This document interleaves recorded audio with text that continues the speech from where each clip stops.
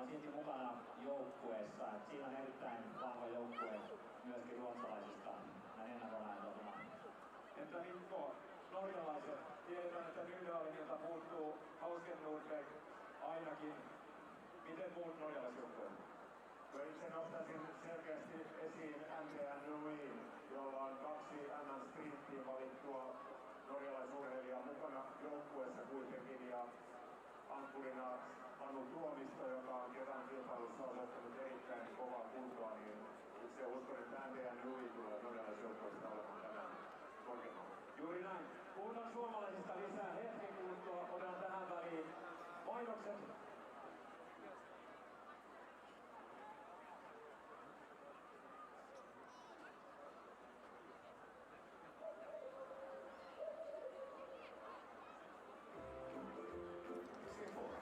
Helppoa sopimushallintaa.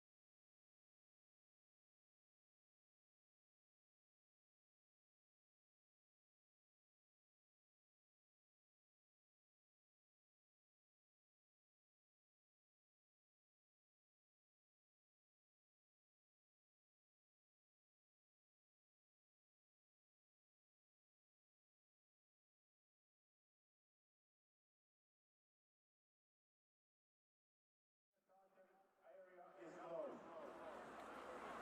10 minuuttia lähtöön. Ryhmittykää oman lähtörivinne kohdalle.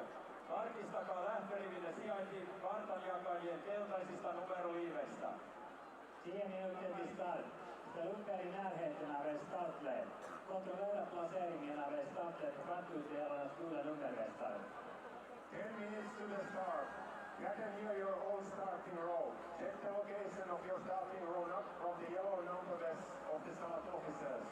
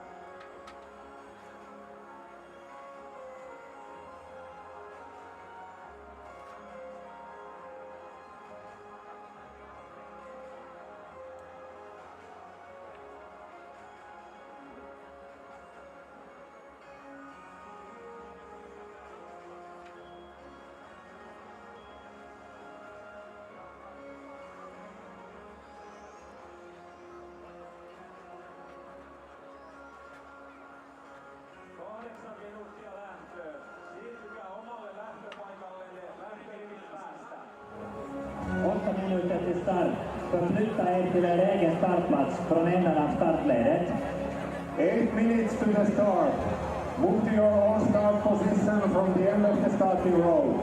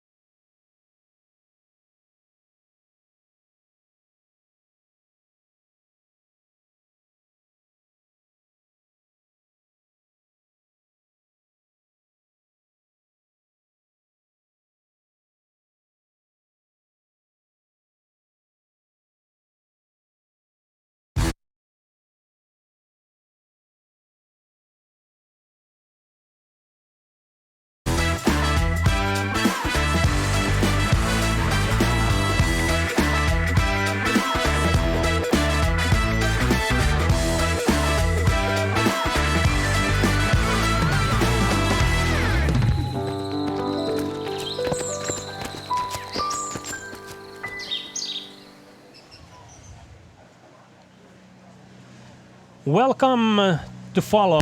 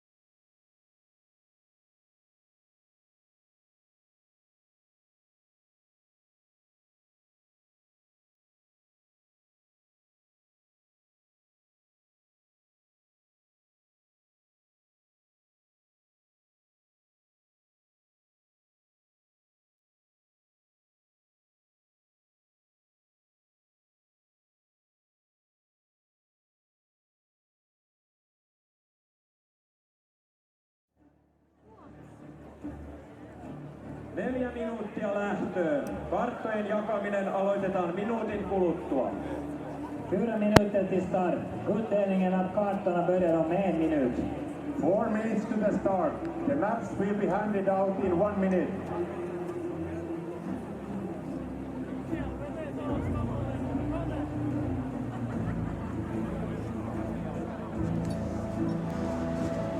Welcome. We try again. We have, because of this light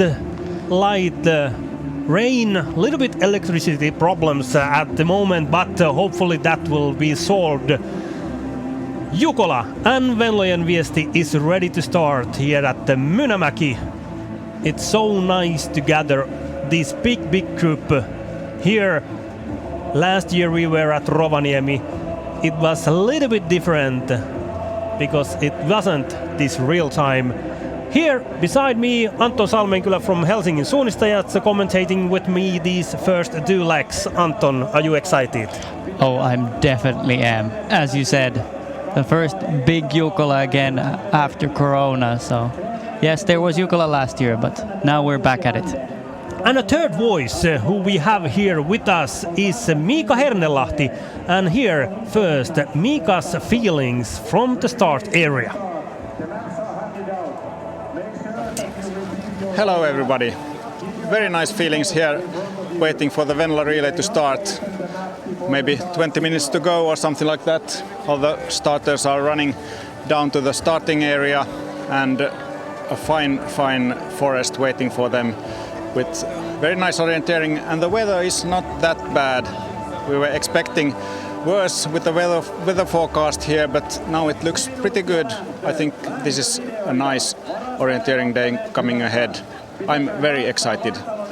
We'll see what will happen in the next hours. And so are we also. Here you can also see the starting order, starting list of today's competition. Over 1,300 teams starting this Venla Relay here at Mynämäki.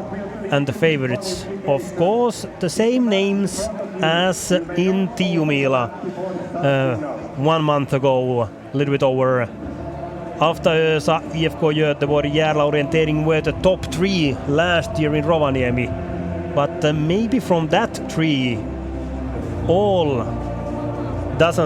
these 3, they doesn't have the best possible team here, because the World Championships are so close next week in Denmark. As we know, the World Champs next week, so the top runners will be out, but I think that will make the race more exciting. That will make this competition more and more exciting when the first leg runners are ready to start. For after us, it will be Galina Vinogradova starting for IFK Göteborg, Victoria Hestad Björstad, and here are number 4, 5 and 6, Tampereen Pyrintö Antti Haapää, UK Kåre, Vilma von Krusenstjerna, absolutely one of the favorites, and hiiden kiertäjät Marita Hotz from Switzerland running for Hiedenkiertäjät, who was surprisingly well last year on 6th place with excellent competition there.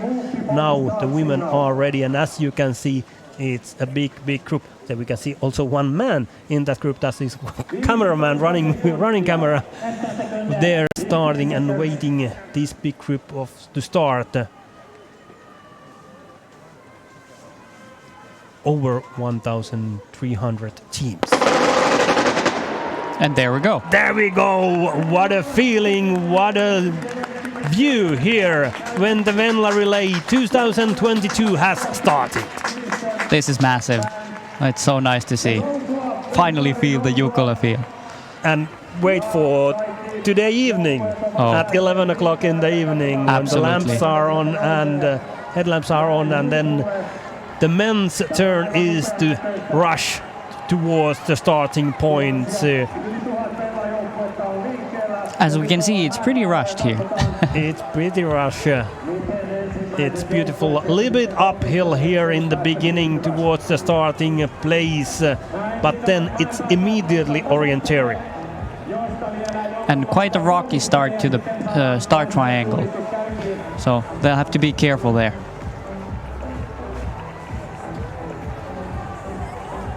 And there, as we can see. Yeah, it's quite rocky, some parts, but still there are areas, these open areas, hill areas, which are low, typical for this kind of terrain. And on those, the visibility can be 200-300 meters. And you can run very fast. You can run very fast. The course setter, Maippi Antikainen, she is, by the way, the second female course setter in Jukola history, has counted that women will be running approximately 6 minutes per kilometer. Which is one of the fastest in Jukola history or Venla history. Yeah.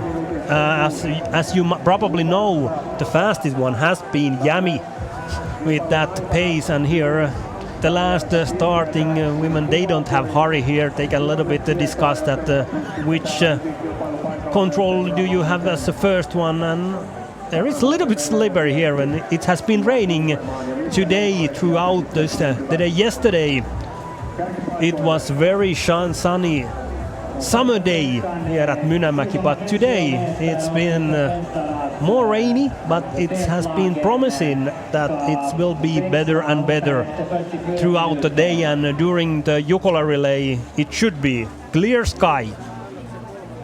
Correct.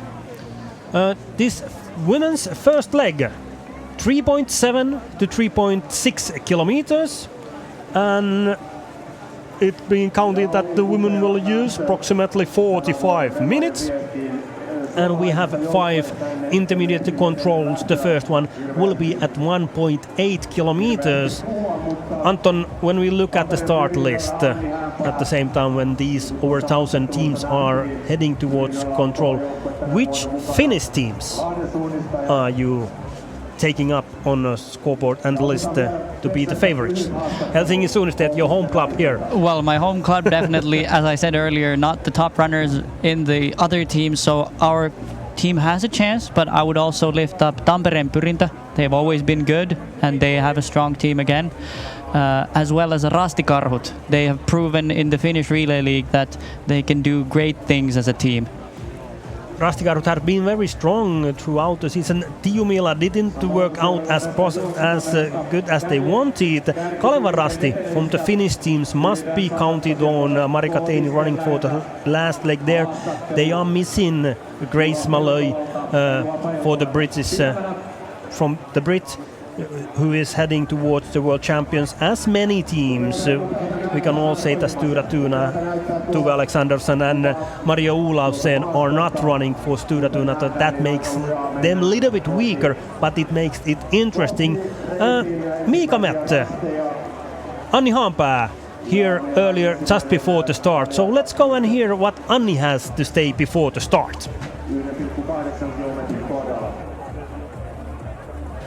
Anni Haanpää, Tampereen Pyrintä. First leg, Venla about to start. What are your feelings? I am quite nervous, I have to say. When I found out that I'll be running the first leg 2 weeks ago, I've been quite nervous for 2 weeks already, but I can't wait to get the map, and I'm sure that I will calm down a bit when I get into the forest. Thank you. Good luck. Thank you. Annie's excited.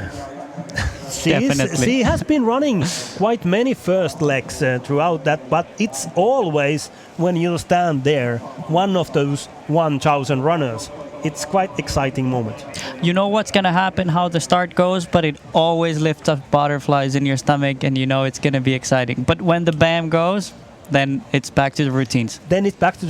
And women now are heading towards the first controls, and we have the first intermediate control at 1.8 kilometer. We talked about the Finnish teams. I took up that Stura Tuna, maybe not one of the favorites. We have talked here about the missing athletes. Also IFK Göteborg has, so that Simone Abersholt, Isia Basse and Miritrane Ödum are not in part of the team.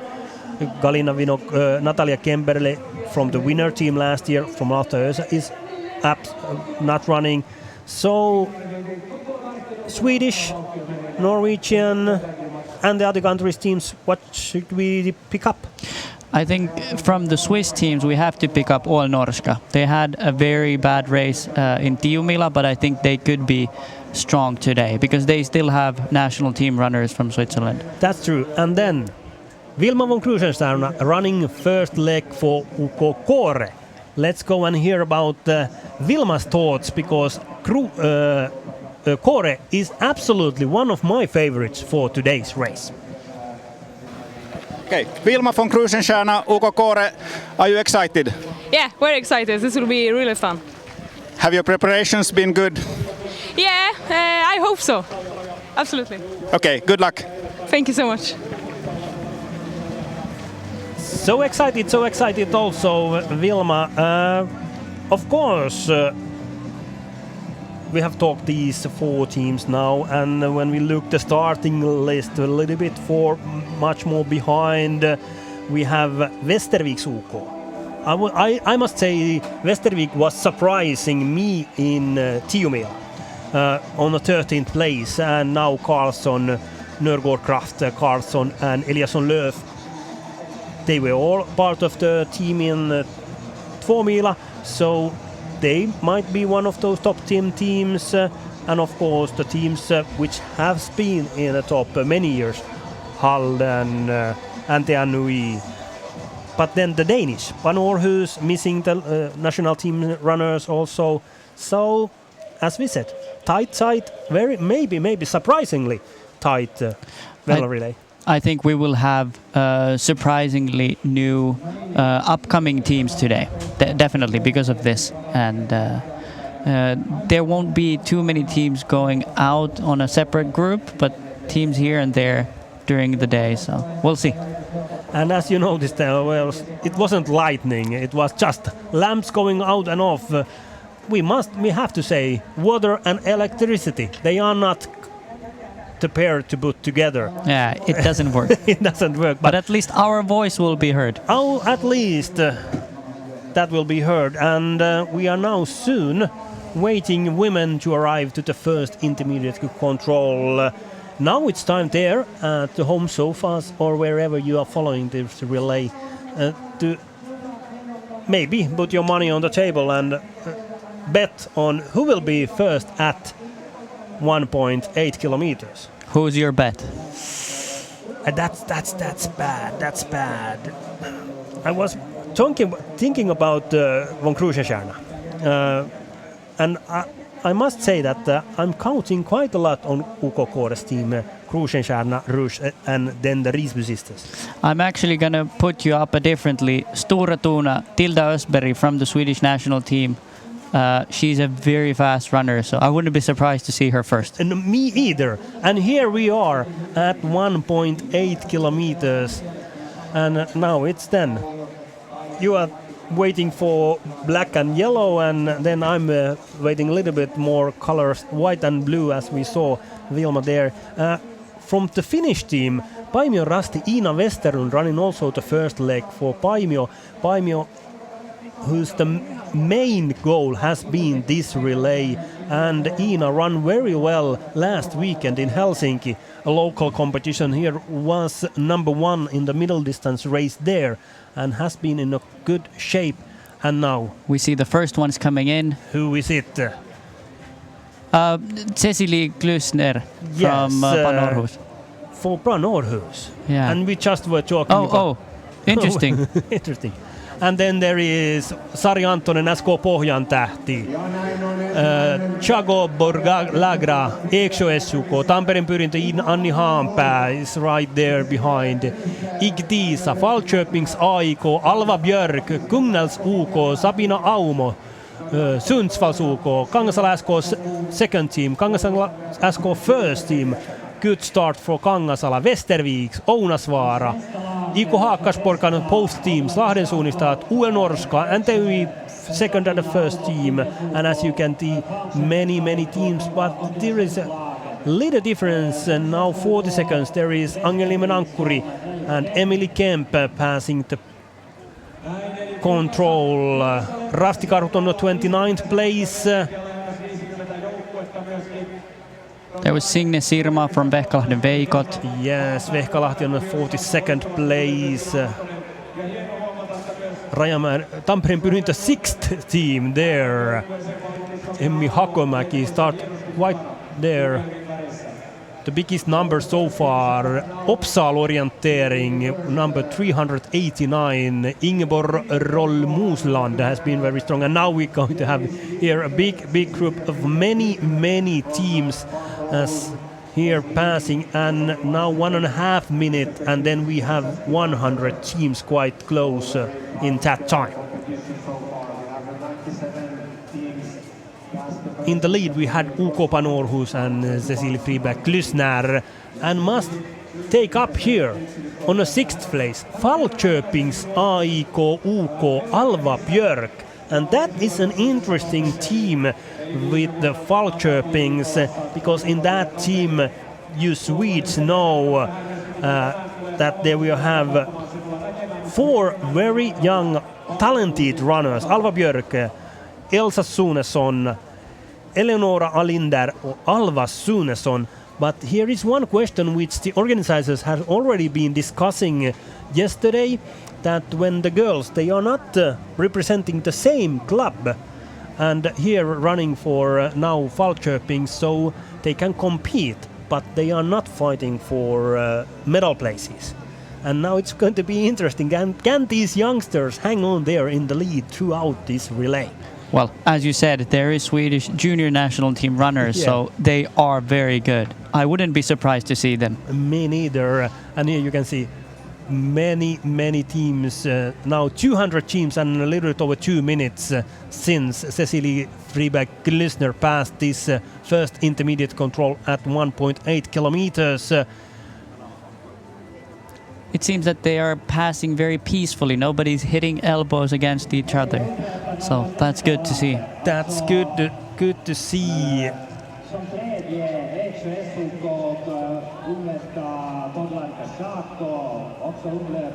After Panorhus we had also SK Pohjan tähti, one of the favorite teams from Finland, Sari Antonen, former national team runner, and Sari has shown also a good shape throughout this summertime here. And here we can see the little bit GPS after this first control. There will be not the GPS on this first leg, because the course-setters want to show everything here before the competition goes forward. But I can promise you we are going to see quite a lot of GPS throughout this Venla Relay also. 300 teams passed the first intermediate control, and the difference is 4 minutes from Panorhus to a little bit over 300. when we look at the first, do we have any favorites? IFK Göteborg, Victoria Hastad Björnstad was on the 37th place. On the 20th place we have Stora Tuna Tilda that I was waiting for. But the gap was only 22 seconds. Correct. So in the same group. And when we look at the small numbers, leading on the 49th place, Alice Hugosson running the first leg. Last year's 18th, Kalevan Rasti and Silja Kauppinen 1 minute behind at 1 kilometers 58 seconds on the 58th place. And Järla on a 61st place, same time with Kalevan Rasti, 1 minute 7 seconds behind UK Panorhus. Now when women are heading here towards the next controls and the next TV, which we'll be having at 2.9 kilometers, let's hear one of most, can we say, one of the history's top orienters, Minna Kauppi, and Minna's thoughts here. Minna is running the second left leg for Lahden suunnistajat here in Mynämäki. Minna won Jukola 25 years ago. Minna Kauppi, Lahden suunnistajat, second leg today. What are your feelings? Excited as always, and a little bit different as well, because I haven't been running this second leg since I was 15 years old. So a little bit different. What are your expectations? Do you know what to do on second leg? Of course, I will pick the controls perfectly. That sounds good. And how about speed? What is your speed today? It's a good one. Not the perfect one, but good enough. And we will see soon. That sounds good. Good luck. Thank you. And we know Minna's speed. In that race, which I was talking, that Ina Westerlund won in Helsinki last week, and Minna was, if I'm not remembering wrong, she was on the 5th place and not much behind. And that without training. That without training. She said in May in last Viestiliiga Relay League, Finnish Relay League competition, when Lahden suunnistajat won and she was on the last leg there, that the only interval training that she has been done is playing with the kids, hide and seek. Well, you know, whatever works for you. Whatever works for you. And now we are here already at 2.9 kilometers. Corsair has counting that it should be 17 minutes and 24 seconds that they should be here. It was so that they were a little bit faster. They were almost 1 minute faster than the Corsair has planned to the first intermediate control at 1.8 kilometers, but now here 1 kilometer later. And it seems we're a bit slower now. So. Yeah, and this is this beautiful part of the rain, and still Cecilie. Yeah. UK Panorhus and Cecilie Friberg-Lysner in the lead. Sari Antonen following there on second place. Falköpings Alva Björk. And then Tilda Östberg. And then Lahden suunnistajat Karolina Ukskoski, Ante Annui, Ingrid Lundanes, Westerviks, Elin Karlsson, and Nydalen's first team Anna Ulvessöen. Anna, who is coming join me here throughout the two last controls, Nydalen's who won Tiumila, Kangasala, Eksjö, Espoon suunta, Kangasala second team, Rastikarhut, Helsingin suunnistajat, and here Göteborg Majorna UK, Moa Engmark, Linné and Vilma Blenov, Anja Brovs for UL Norska. There we go, the Swiss team. And then a small cap, there are Espoon suunta colors, there is Kalevan Rasti, and now Silja Kauppinen, 49 seconds, has catch up a little bit. After Kalevan Rasti, there was Espoon suunta second team, Iko Haakasvorkan, Akademi Ankkuri, Kalevan Rasti second team, Kungälvs UK, Paimion Rasti, Uppsal Orientering, Iktiisa Ante Annui second team. And there also, as you can see, Kalina Vinogradova, Alfta Ösa UK on a 33rd place. And there was Merja Rantanen as well. Merja Rantanen for Jams and Retkiveikot, 1 minute 5 seconds behind leading UK Panorhus. And we had so that last time at 1.8 kilometers it was so that in 1 minute we had 53 teams. Now 1 minute 31 teams. You know, it gets physical now. They start running faster on the forest sections, and as you can see, it's not as tight anymore. It's not tight anymore. In pre-discussions, it's been said that it's going to be tight. There will not be big differences. But now it looks to be so that it will still be a difference between the top teams and 10 chasing teams. UK Kåre, there Wilma von Krusenstjerna came totally from different direction. Kåre now on a 58th place, 2 minutes behind. 2 minutes, that's a lot. That's quite a lot. Would it be a mistake, or is it maybe the forking? That must be a mistake, because the forkings are quite... we can say the forkings are so that they are close to each other. No big differences, so there has to be a mistake for Krusenstjerna in the beginning now.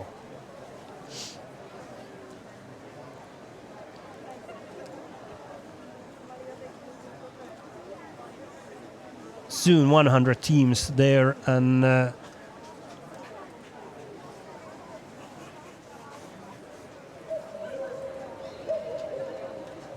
Panorhus, Cecilie Friberg-Krüsner keeping a good pace there in the lead. Well, we know she is a good runner. She was the first one to qualify out of the Danish team for the World Champs next weekend, so she will probably give her all today.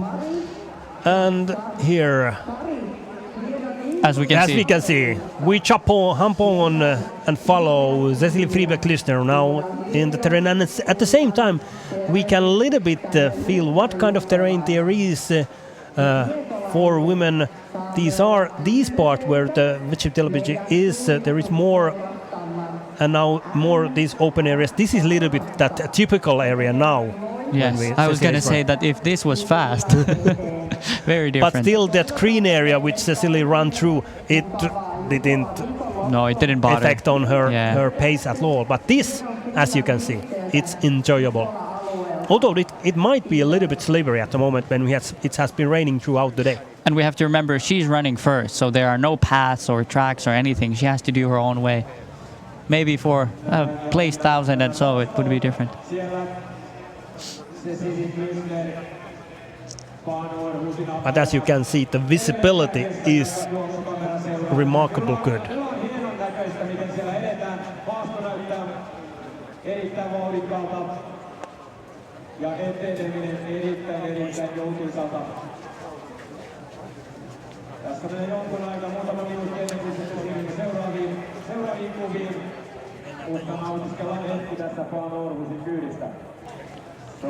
It's excellent here, and for UK Panorhus, the team Lotte Jauhojärvi, Markus Sen, Camilla Bevense and Linnea Myrskog from Finland, Kronoby.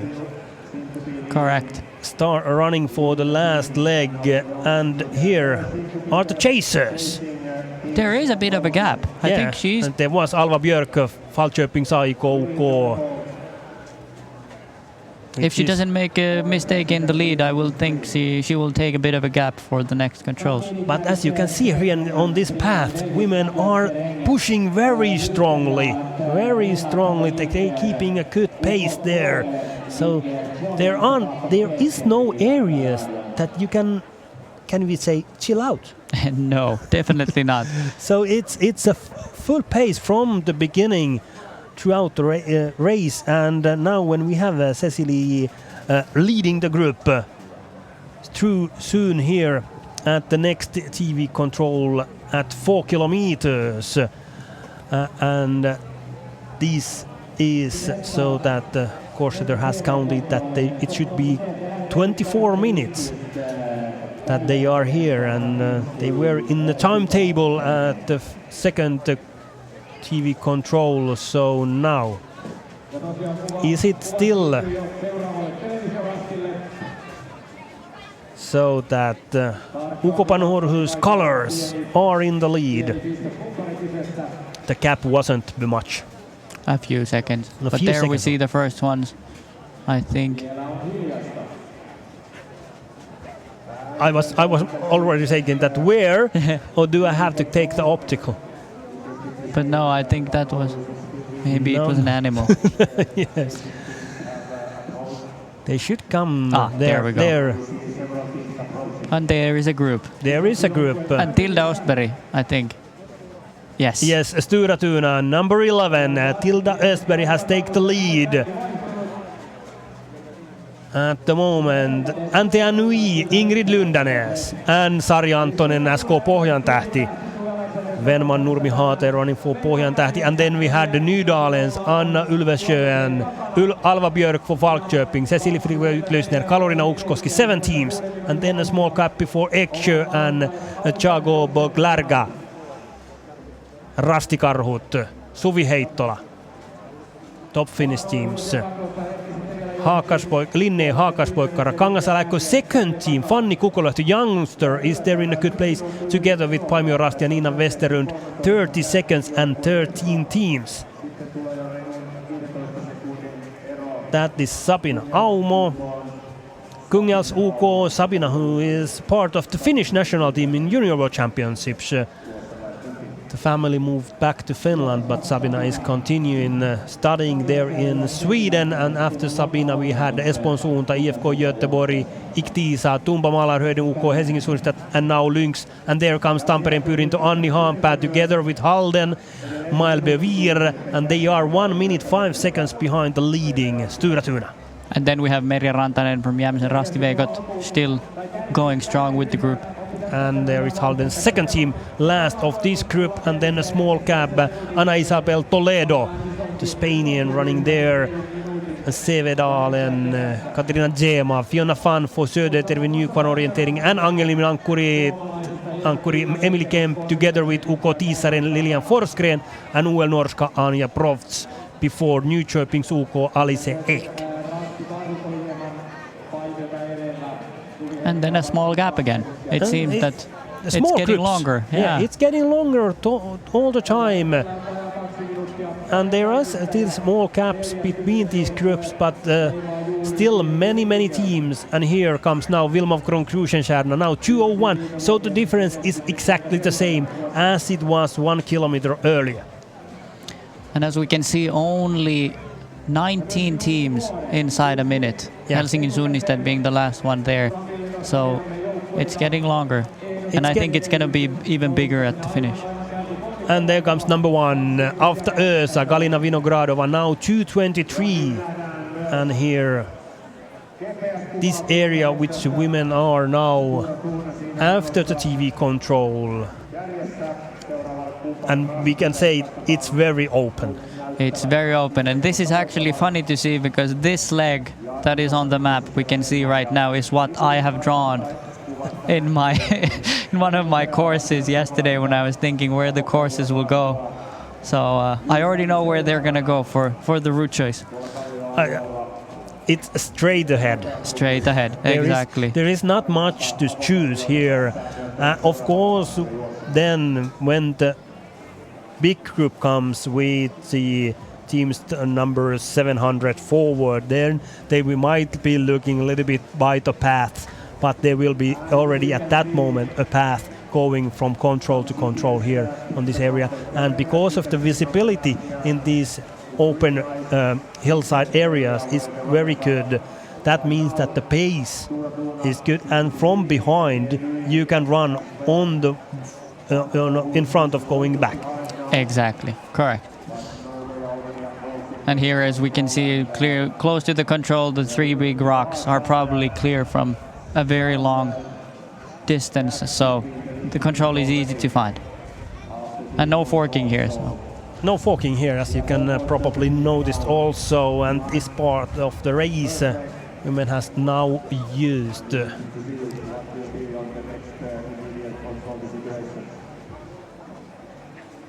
Soon half an hour, and time for this leg was 45 minutes, which the course setter Maipi Antikainen has planned. And when women are now Going forward, Stura Tuna in the lead, and as you can see also Alta Ösa, last year Jukola Relay winner, and Alta Ösa was 11th in Tiomila. Cap is now soon 3 minutes, now 2.5 minutes. We can hear what has Lotte Jauhojärvi-Markusen to say when Cecil Friberg-Lysner for UK Panorhus is in a good pace in the lead. Lotte Jauhojärvi-Markusen, UK Panorhus. Du ska ut på... Oh, sorry, wrong language. You are going out on the second leg, and we just saw that you are leading on the intermediate control. Is this a dream place to go? Yes, it's super fun that Cecilia is running so well. So, yeah, I'm just happy for her, and I'll try to do my best to keep running good. Are you familiar with this kind of terrain? Yeah, we had a training yesterday at least, and yeah, I've run in Nordic terrain before, so yeah, I think it will be fine. Did you like it? Yes, it's really nice. I look forward to it. Thank you. Good luck. Thank you. And of course it's for the runner best place to be when you are in the leading group. Now at the third intermediate control at 4 kilometers. Next one is 1 kilometer from freedom at 5.1 kilometers. Stura Tuna, NTNY, SK Pohjantähti, Nydalens, Falköpings AIK, UK Panorhus, Lahden suunnistajat, Eksjö SUK, Rastikarhut and UK Linné, the top 10 at the moment, and the difference between them was 26 seconds.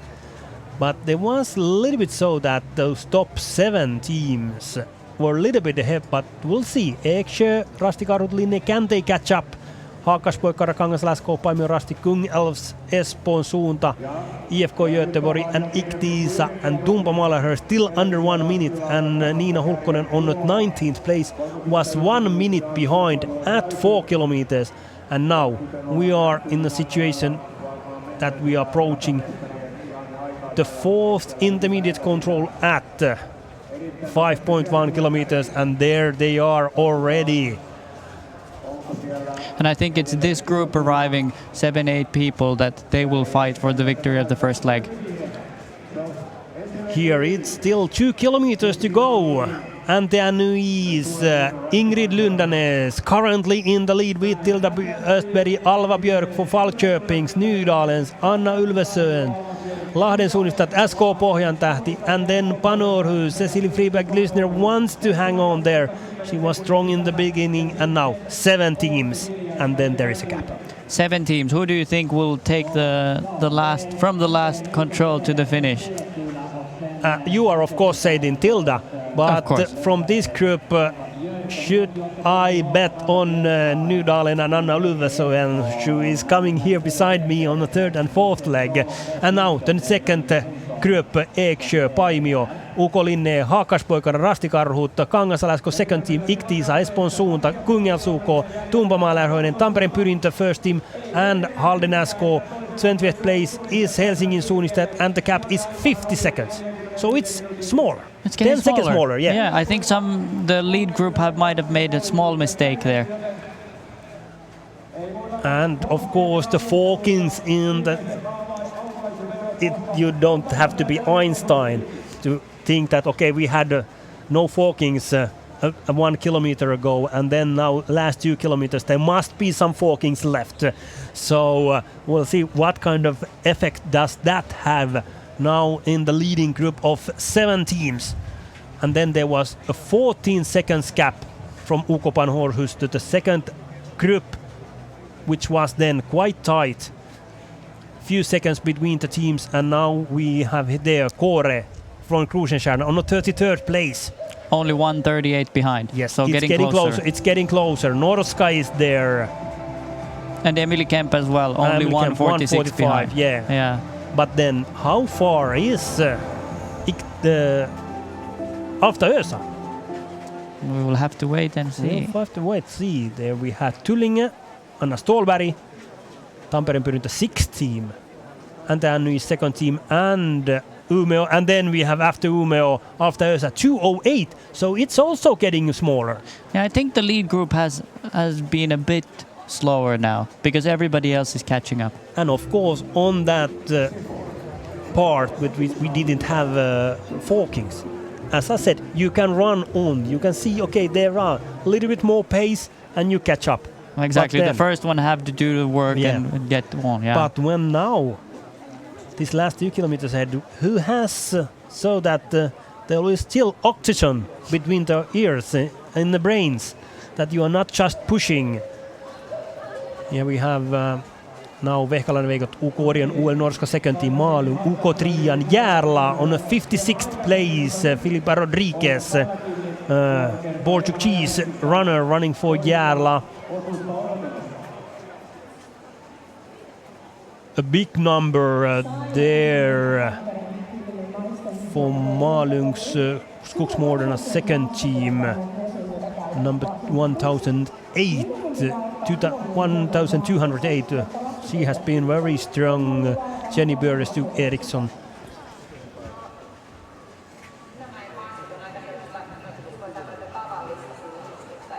Here we have Team Electrofit, and for that team, Hilda Runanko.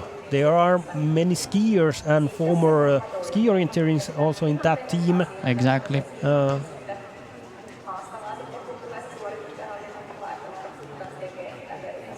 There we have Becky Lagets with Osne Trumbury. She's actually my teammate from the US national team. And Becky Lagets now on 84th place, 3:47 behind leading Ante Annui at the moment, leading a team. Ravinen on 89th place, Vendela Rundström running there.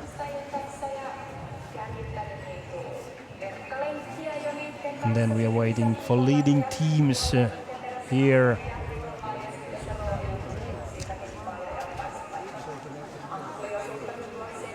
And the last TV control, which we'll have at 6.7 kilometers, only a little bit under 1 kilometer before change. Here we have leading teams.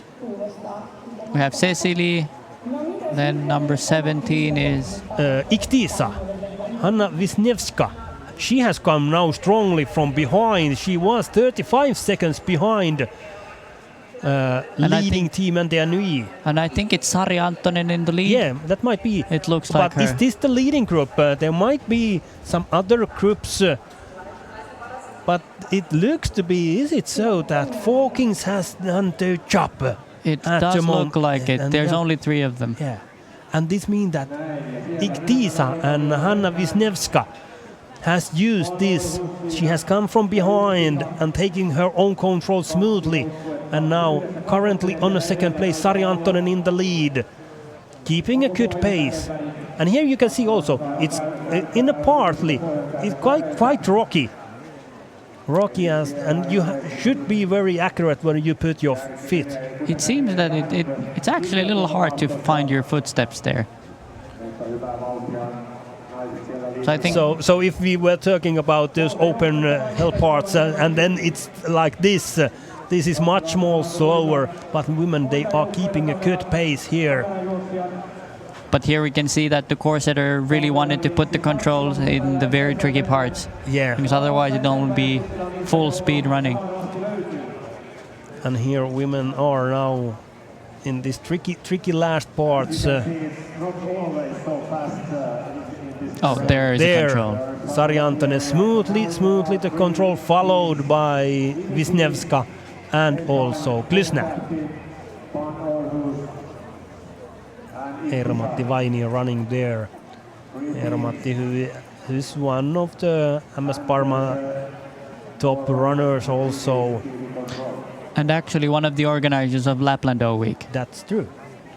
One Finnish orienteering week where the sun doesn't go down at all during that orienteering week in the beginning of, in the middle of July. Correct. And here, teams here a little bit behind. No.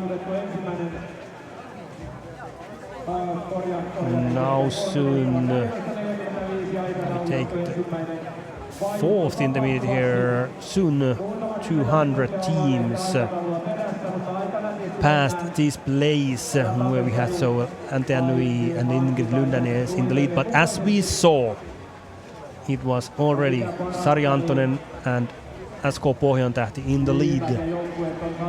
But still there is maybe 1.5 kilometers to go before the changeover is ahead of us, and the second leg, which is a little bit longer than the first one, few hundred meters, but quite same as the first one. 46 minutes, 7.8, 7.9 kilometers is waiting for the women. And here we are now at the last intermediate control before the changeover at 6.7 kilometers. So here it's only a little bit under 1 kilometer to go before they are here at the competition center at the sport arena of Mynämäki. Arena which is played the Finnish baseball here at this arena, and there is a football arena and track and field arena quite close, and also a small ice hall. And a big TV tower next to the start point. But yeah, actually now where we are waiting for the athletes to come in is the one trickiest part of the map, in my opinion. At least if we can tell from how the terrain looks in this picture. It's a very small area with green and contours going up and down, so you have to be really careful here. Yeah, and this, if I have understand right, this is kind of old area with the first inhabitants of the area has go and caved from gravel. Yes, under the houses, so that the gravel taking area here, and very detailed area. Lots of small details. Small details up and down, as you can see here in this image also.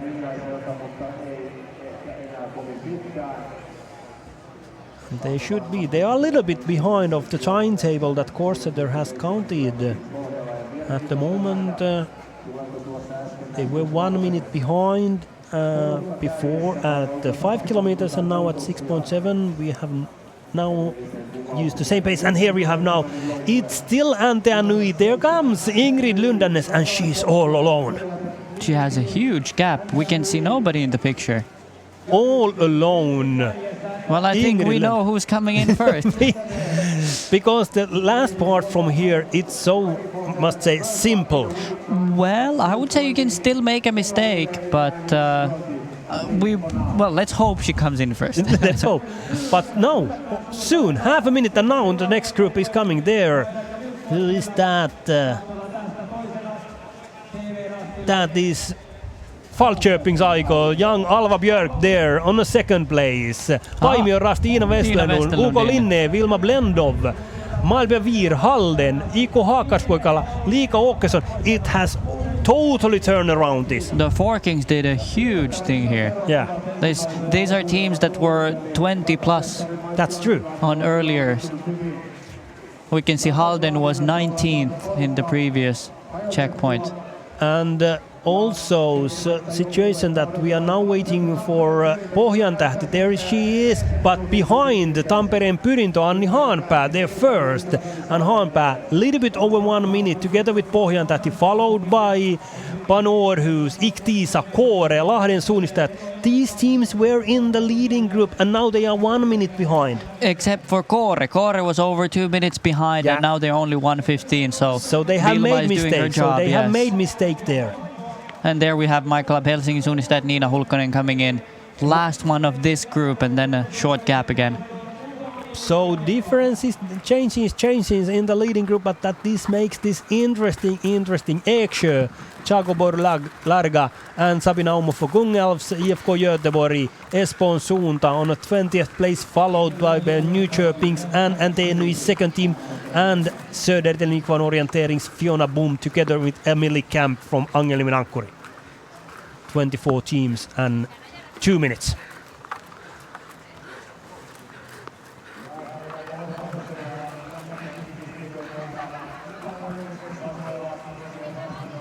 So is it going to be so that this half a minute cap for Ingrid Lundanes keeps up this last kilometer? But the difference, 30 best among 2 minutes 20 seconds. I must say that is a little bit surprising me, that maybe we waited that it might be even tighter, but of course we have still 1 kilometer to go. But as I said, the area before this control, here we can see how difficult it is to go in this straight. Small details everywhere. That is the Tilda Östberg from Stura Tuna.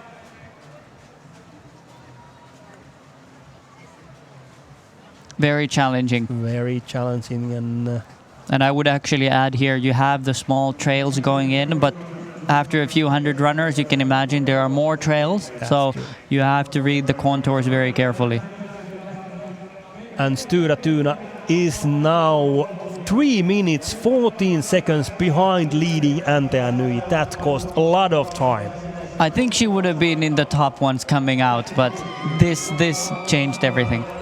And now we are at the last control. And first we have NTNUI. But already there, Falköpings, Alva Björk together there. Is it going to be the youngster Alva Björk taking the first leg here? Remember, Falköpings Aiko is competing here, but they are outside of the race for the top places. But these youngsters, they said on the ferry here to Finland that they are just coming to here and have some fun. And she is definitely having fun, pushing very strongly. But Ingrid Lundanes is not giving up. And Ingrid is the first one in exchange. Yes. Followed by Alva Björk. There comes Ina Westerlund. Best Finnish team, Paimio Rasti, currently on the 3rd place. So your bet was correct. Ina was very well in the changeover. Then we have Halden, Linné there together. Linné first, Vilma Blenov, Malbevir. Cap is 20 seconds to the leading NTNUI. Also Haakaspökarna Koore, Pohjantähti Iktiisa Kangasala already punched and the last control. And here Paimion Rasti and Evelina Hirvonen going out to the second leg for NTNUI. Anne Dykon, Elsa Sunesson for Falköpings Aiko. And for Linné it's Ida Öbro, Lisi Ingman for Halden. And there they get to go together. That's true for Linné and Halden. Then the next teams here, Haakaspökarna. Lisa Axelsson came in, Tuva Olsson went out, Minna Kauppi waiting for Karolina Ukskoski, 54 seconds behind. And Minna said in the interview that just from control to control, enjoying. And there is also Saila Kinni from Tampereen Pyrintö. 2 very good runners, orienters from Finnish teams and from national teams. There goes Minna. And before here we have Iktiisa, SK Pohjantähti Koore, Martina Rush for after Vilma from Krusenstjerna. Now we have 24 teams when Sevedalen came in on the 24th place, followed by Tiisaren, Angelniemen Ankkuri leading Sundsvall, Kangasala 29th place. 30 teams and a little bit under 2 minutes. It was getting smaller and smaller still in the last kilometer. Correct. The Four Kings did their thing, but look there on the changeover post we have Merja Rantanen, very, very tired. It was a physical race as expected. It was a physical race. Very physical. But to sum up the first leg, it seems that most of our expectations were there, except for Tilda Östberg, who made that big mistake. Otherwise, the big teams were there in top 30, so still a very exciting race coming up. That's true. Now Tilda has punched it on the last control. It's been now a little bit over 2.5 minutes.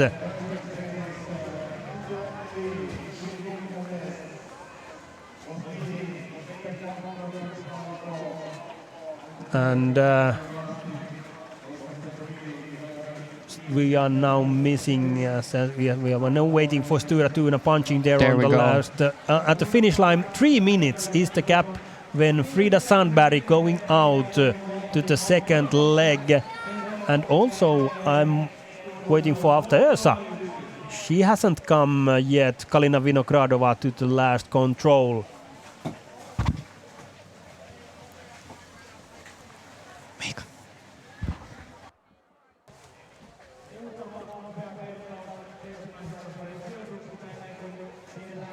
And then we have at the changeover area Wilma von Krusenstjerna telling what did happen in the forest on the first leg.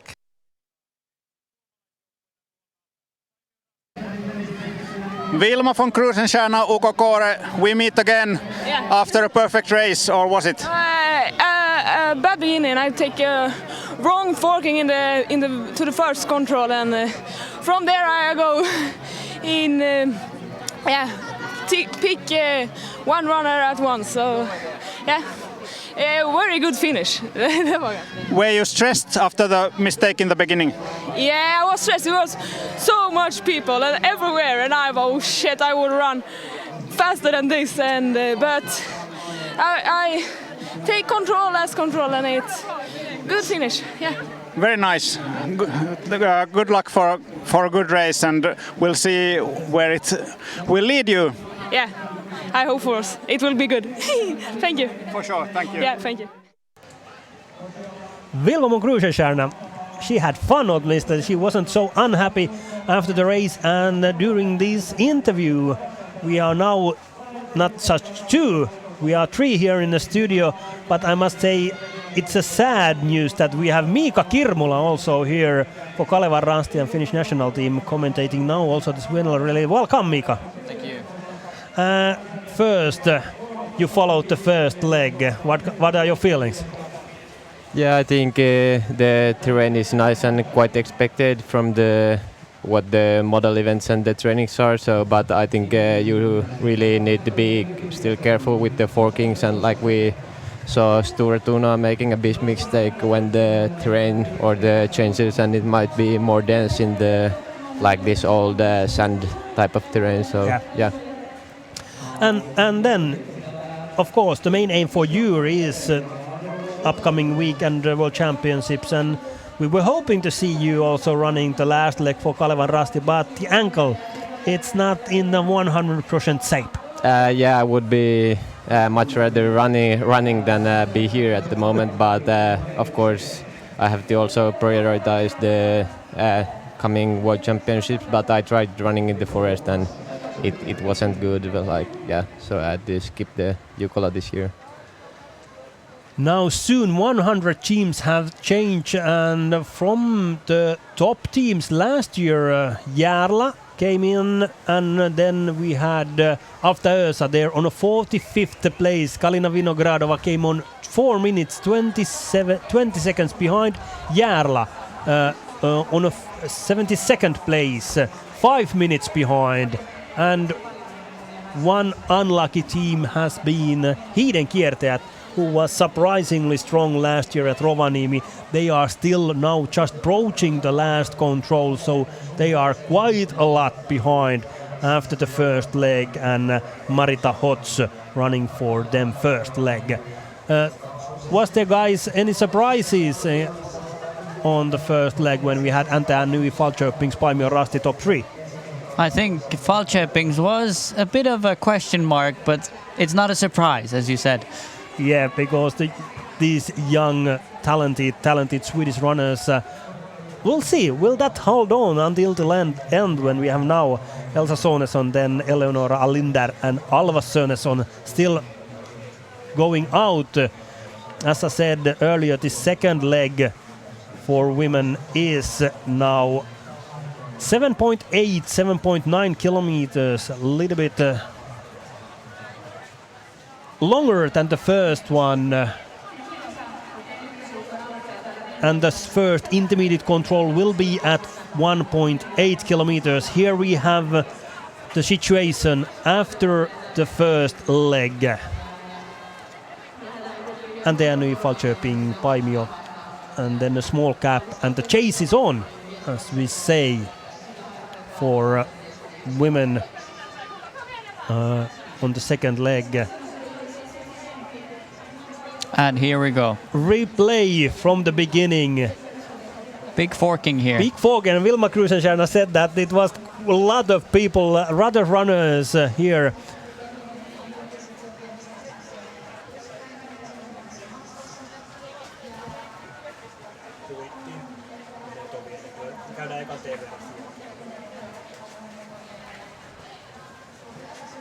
Guys, analyze. Mika. Yeah, I think you should be really sharp in the beginning when you should take the left to the left forking and right to the right. So if you take the wrong one, you lose time, I think, at least here.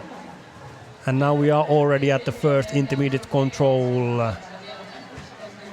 Will it still be Antti and Anne Dukorn who will be there first? Well, analyzing that GPS we just saw here, let's see.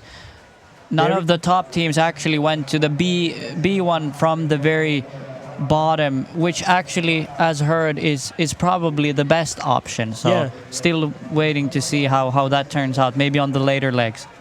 Maybe, because it's quite a deep uphill there on the exit line, and you can be on a flat all the time throughout there. And I think you can make the decision when you see the power line, how it looks like. If it looks really fast, you can try go there, but then also try to go around if it looks bad. And now the first teams here, and it's Antti Anui, Anne Dukorn, and she is all alone. Very fast running in here, but as we saw, there was some forking, so that makes a bit of a difference. We'll look the first leg used here 10 seconds more time than now Anne Dukorn. Of course, the first leg is also a little bit different in the beginning.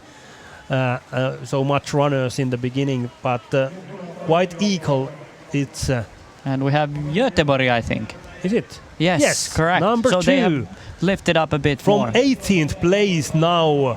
IFK Göteborg, Sanna Fast, now 35 seconds behind Antti Anui and Anne Dukorn on second place.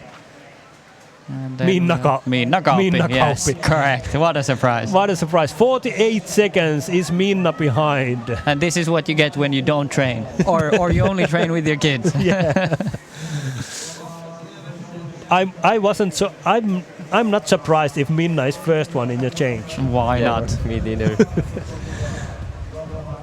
And then we have Linne. Linne, yes. Ida Öbro, Lizzie Ingham from Alden, Paimio, Evelina Hirvonen. There we go. Same teams. Same teams. But still, Göteborg, Anna Fast being the fastest one, almost 50 seconds faster than Anne Dukorn in the beginning on the first 2 kilometers. That's a lot. And that's actually faster than on the first leg as well. Yeah. Tuva Olsson, Iku Hakkaspoikarna. And of course, Mika, this is quite different now. On the first leg, you have all the time runners on the left, on the right side, but now there will be smaller groups, and it's possible that you are suddenly all alone. Yeah, you have to be really sharp at the moment, and then if you're starting a bit behind, if you have the legs, you can catch up the smaller groups if you can see like the right direction you're going. So it's a bit different than the first leg. Here we can see a nice footage from above to see what the terrain looks like, and as we can see, the bare rock areas are very nice. You can see very far away, and the orienteering is lovely, I would say. That's true, but then these areas when the forest is much more younger, of course the visibility is then different, and that here you can see if you don't look at your compass and look the direction, but hopefully it just helps you to lift up your head and look a little bit over the treetops. We actually have number 3 is a very tricky control. As you can see, NTNU is not making a mistake. They're just going around that huge cliff that is around the control circle. So you have to be very careful where you come in. I don't know, maybe going around on the other side might have been faster. We'll see. Yeah, and I think to the fourth control you can easily, if you look your head up before you're going down the hill, the yellow, right, you can see almost the control or like almost the placement, so you can push a bit harder when you're in the bad terrain. That's actually true. From number 3, when you come down, you might actually see the control flag. Yes. And this is now the new area on this second leg, which the first one didn't at least go on the third control, where we have now Jukola in the lead, and the chase is on. Göteborg, Lahden suunnistajat, Halden, Paimio Rasti, Linné is there also, Tampereen Pyrintö. But if you look at NTNU's gap, which is 1 minute the tail, she has taken a bigger gap now for over 1 minute to this control, at least according to the GPS, so this is huge. That was true, and the difference was on the second control, which there on the north upper part of the image here, and now the fast it's just approaching. But look at the core. Look at the core and Martina Rush and her route choice there. I was saying somebody should go on the other side, and there we have it. But I think also look how NTNU left number 3. There was no compass use here. They went maybe a bit too far to the right. Have to correct now. So the gap she got maybe about a minute. Yeah, but now very, very different route choice. And then we had there Nydalen leading her. They were there down and throughout the marsh. And that I don't believe is not the fastest one.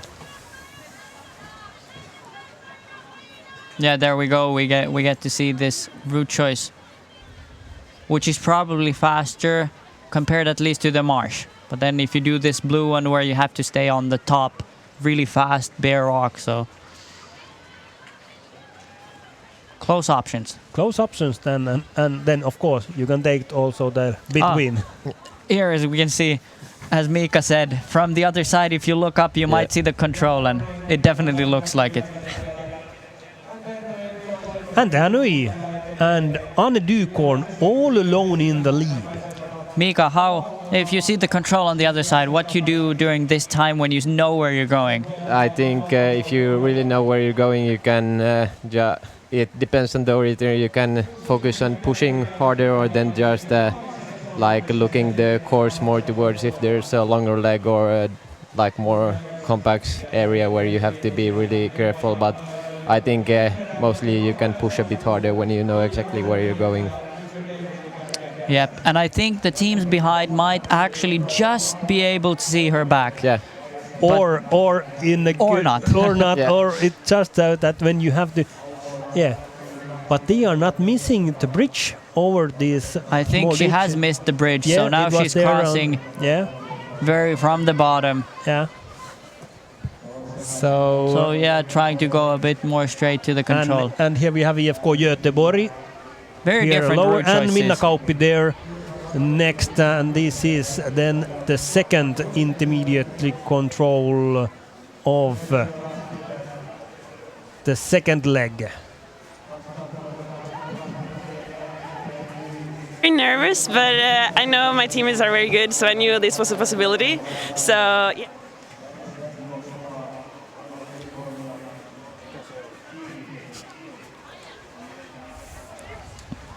2.9 kilometers and the second intermediate control of this leg, and I'm interested, how big is the gap from NTNUI to the chasers? That's a very good question. I think we're talking about more than a minute. It was only 35 seconds at 1.8 kilometers, but we saw already there at the open area that Ducorn has kept up the good pace, and there she comes, Ante Anui, who was 5th in Tvåmila, women's Tvåmila, so one of the favorites also. And is this now so that Ante Anui is coming back on the top? They have been those top teams, but still there at the quite on the top has not come. Tail for GPS is 1 minute, so it's going to be over 1 minute. I think with Ante Anui, they have had success with the men's team, clear success, but with the women's it has taken a bit of a time, but as we can see today, and we saw already in Tiiumila, they are getting stronger, and a good choice for today's victory even. When we look at the history of women's Venla Relay, Alfta Ösa has won 2 times in last 4 years. Joensuu and Rovaniemi. Joensuu 2017 and then Rovaniemi 2021. Stora Tuna and Fredrikstad there in between. Ulricehamn is one of those teams who has many victories, and also Stora Tuna. Victories already from the 80s and the last one from 2018. But Ante Anui, no victories in Venla Relay. Yeah, and here you see the gap is already, I think, quite huge in this terrain, so Ante Anui is doing a great job. But look who's second, yeah. So Minna has passed already Göteborg. And but yeah, I think 1 minute 30 is quite much to catch up if they don't make any mistakes. And they don't anymore see exactly. there. And actually, as Mika pointed out here, we can see that Göteborg made a mistake to this control. And here comes the second group then, led by Halden and Lizzie Ingham. Lizzie looking there over her shoulder, maybe seeing Göteborg, Sanna Fast back, because the gap is 26 seconds from Göteborg to Halden. Paimiorasti, Falköpings, Linné, Haakkarspoikarna, SNU, and then leading SUK, Biesmu, and one more thing, and that is Nyköpings UK, Kaisa Alenius. Biesmu, who's actually going to the World Champs next weekend as well. 2 minutes 13 seconds before we have then Kore, Espoon suunta, Tampereen Pyrintö, Saila Kinni, Iktiisa, and also a small gap. It's like the first leg now, same time now, only the difference is that Anne Ducorn is all alone in the lead. And this was not supposed to happen when we don't have the people going to the World Championship. Was supposed to be tight. That's true, but Ante Anui's ladies, Lundanes, and now Ducorn has absolutely, Anne Ducorn decided that now we are keeping a pace that no one else can follow. And we have to remember, most of them train a lot skiing during the winter, so they're in a very good physical condition, and as we know today, needs that physical condition. And here, the same area as we saw the first leg. This is a little bit green, but still the runnability is excellent. And actually, she's running right through the exact same place where Cecilie ran through on the first leg. So it's very clear where you should put your feet in that green. Any comments, Mika? Yeah, I think if you're running like this kind of part where the have been running before, you also have to be really careful where you're going if there's forking or that kind of stuff. So with the compass and attacking the control, but at least I think Ante Anui has been doing a great job, because in this kind of terrain it's much harder to get the big gap because the visibility is so good and the other teams can see you easily. So yeah, it's quite great job. Now when Venla Relay is on and both of you are not running, how much men are following the Venla Relay and after that doing the work for their own job? Mika?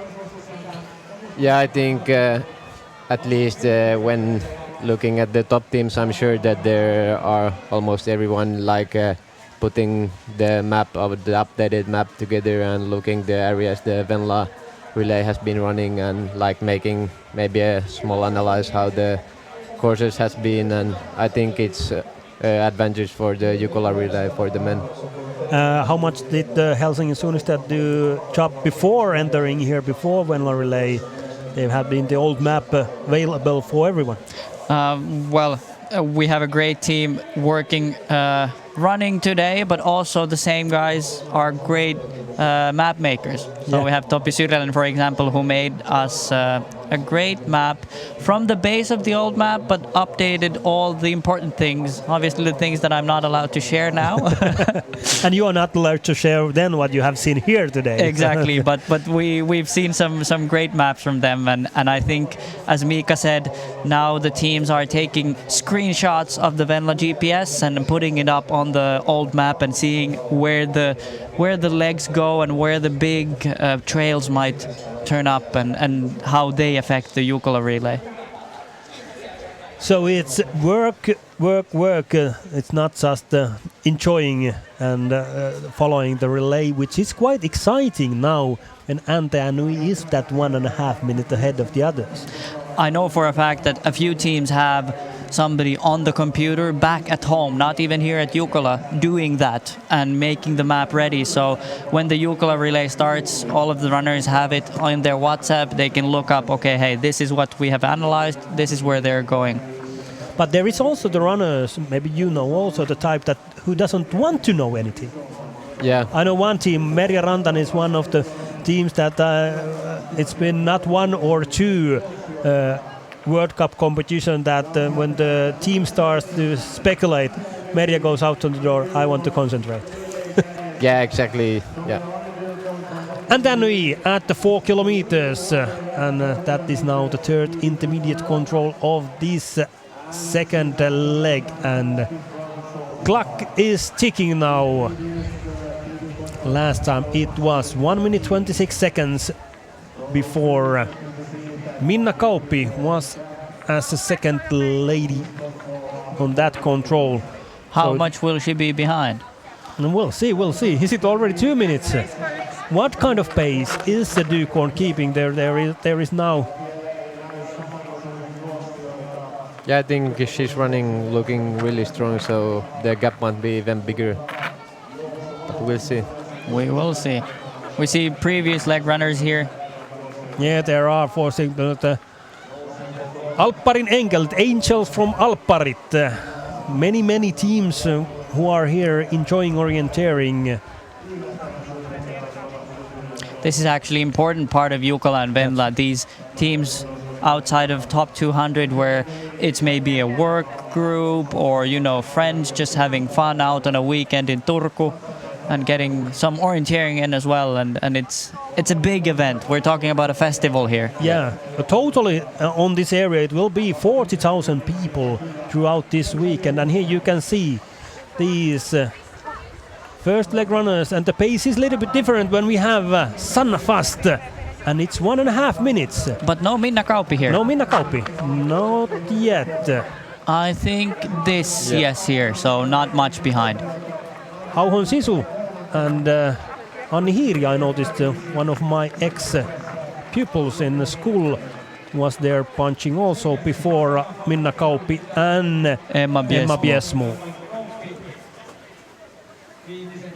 And then this comes very fast, this second next TV control already. Only few hundred meters, 400 meters after that one here.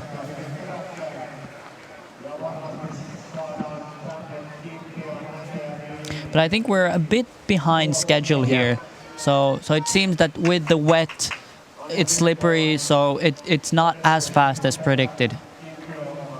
Yeah, even the ground is hard in the rocky areas, but it's really slippery, so you can't run so fast there, even it's not so soft the ground. So.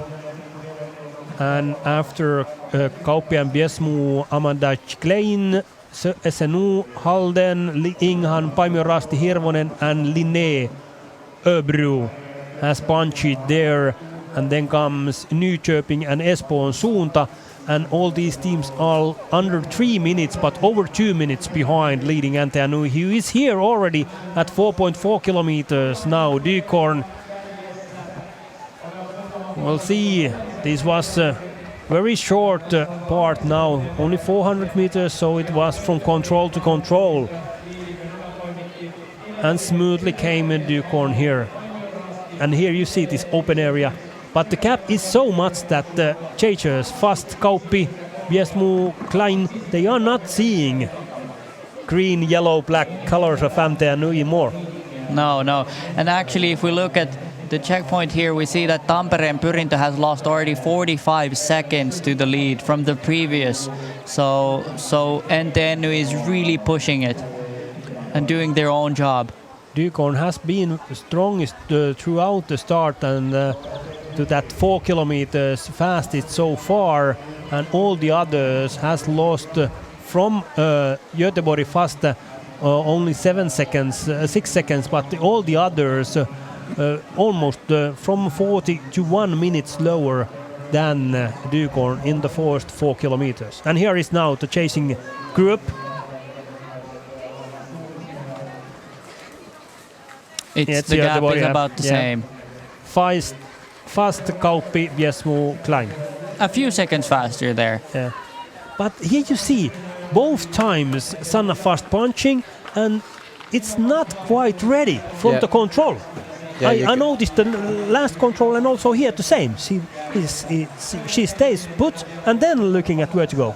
Yeah, either she's taking it really carefully, or then just you're lacking some of the looking forward the map. So yeah, but I think it might be even good in the relay that you double check the direction and stuff like that. So yeah, she doesn't seem like she's panicking. It's more just checking and making sure that she isn't making a mistake for the next one. And this area where women are now running, we might say this is the most beautiful arena of this whole competition area.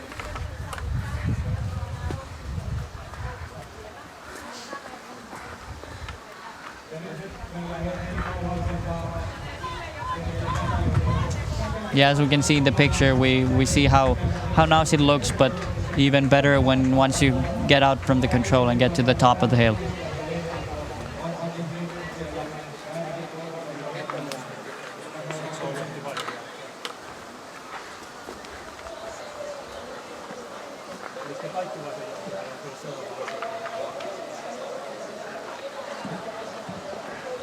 Three minutes coming up, and only 8 teams here in this checkpoint. So here we go, Tiisaren number 9, just under 3 minutes. So it's only 3 minutes and 10 teams. Quite big of a gap. Yeah, I'm actually quite surprised that there's not so many teams, and the gap is so big in this kind of terrain. But you never know how the relay starts going. So, but yeah, anything can still happen. There's the short third leg on the next coming up, so yeah. Exactly, we have Tampereen Pyrintö Iiktiissa, Okokoori on 16th place, and Nyköping's OK. On the 18th place, Helsingin Suunnistajat, 19 Rastikarhut, and 20th Nydalen Esko. So we have 20 teams inside 340, and Göteborg second team. So only 20 teams and almost 4 minutes. It's actually quite long here. Yeah. But actually, I was maybe awaiting that Netherlands would be a bit closer to the leading pack. So yeah, and where you get to see Göteborg on these beautiful bare rocks. Sadly, no sun shining, but lovely. Yeah, here if you know exactly where you're going, you can push really hard because the visibility is so good. But yeah, it's mostly of compass and knowing where you go. And here we actually see GPS tracking. Very interesting that Ante Anui is going to the right. Yeah, and I think here Ante Anui maybe hasn't been checking the compass, but at least I would maybe, even there goes the path, go to the left because the bare rock area is almost the same as running the path. So exactly, and you have to go a bit left of the line on the bare rock or on the right side where we see Göteborg is going now. So I think the gap is going to be shorter this time. Yeah, yeah, and then definitely lost time there. But this is what happens when you're all alone in the lead. There's a bit of pressure. You know people are coming from behind. Just don't see them. So yeah, even a small hesitation like feels bigger when you know that you're in the lead and there's people coming in the back of the group. So, yeah, she's leading by a minute, and now we're only talking about 30 seconds. Yeah, but here you can see if you're taking the left road, so I think it looks really fast and good. So they're even passing IFK Göteborg here, I think. Yeah, exactly. We have Emma Besmu leading, going there with Minna Kauppilahden Suunnistajat. Yeah, it might be the same, but yeah. And as we remember, this is now the same area where the first leg was also Minna and also leading, and they are now using the same path from the first leg. Now that path, but the control is now different for these women at this point. And actually, a very interesting control point. We have like a small knoll and a hole in between. Yeah. So maybe something we don't see very often. But it's getting tighter. It's getting tighter all the time. And then we're still in the lead, but the chase is on. It's the same as it was on the first leg. You can run on the back of the front runners and that way catch up if you just have the right direction.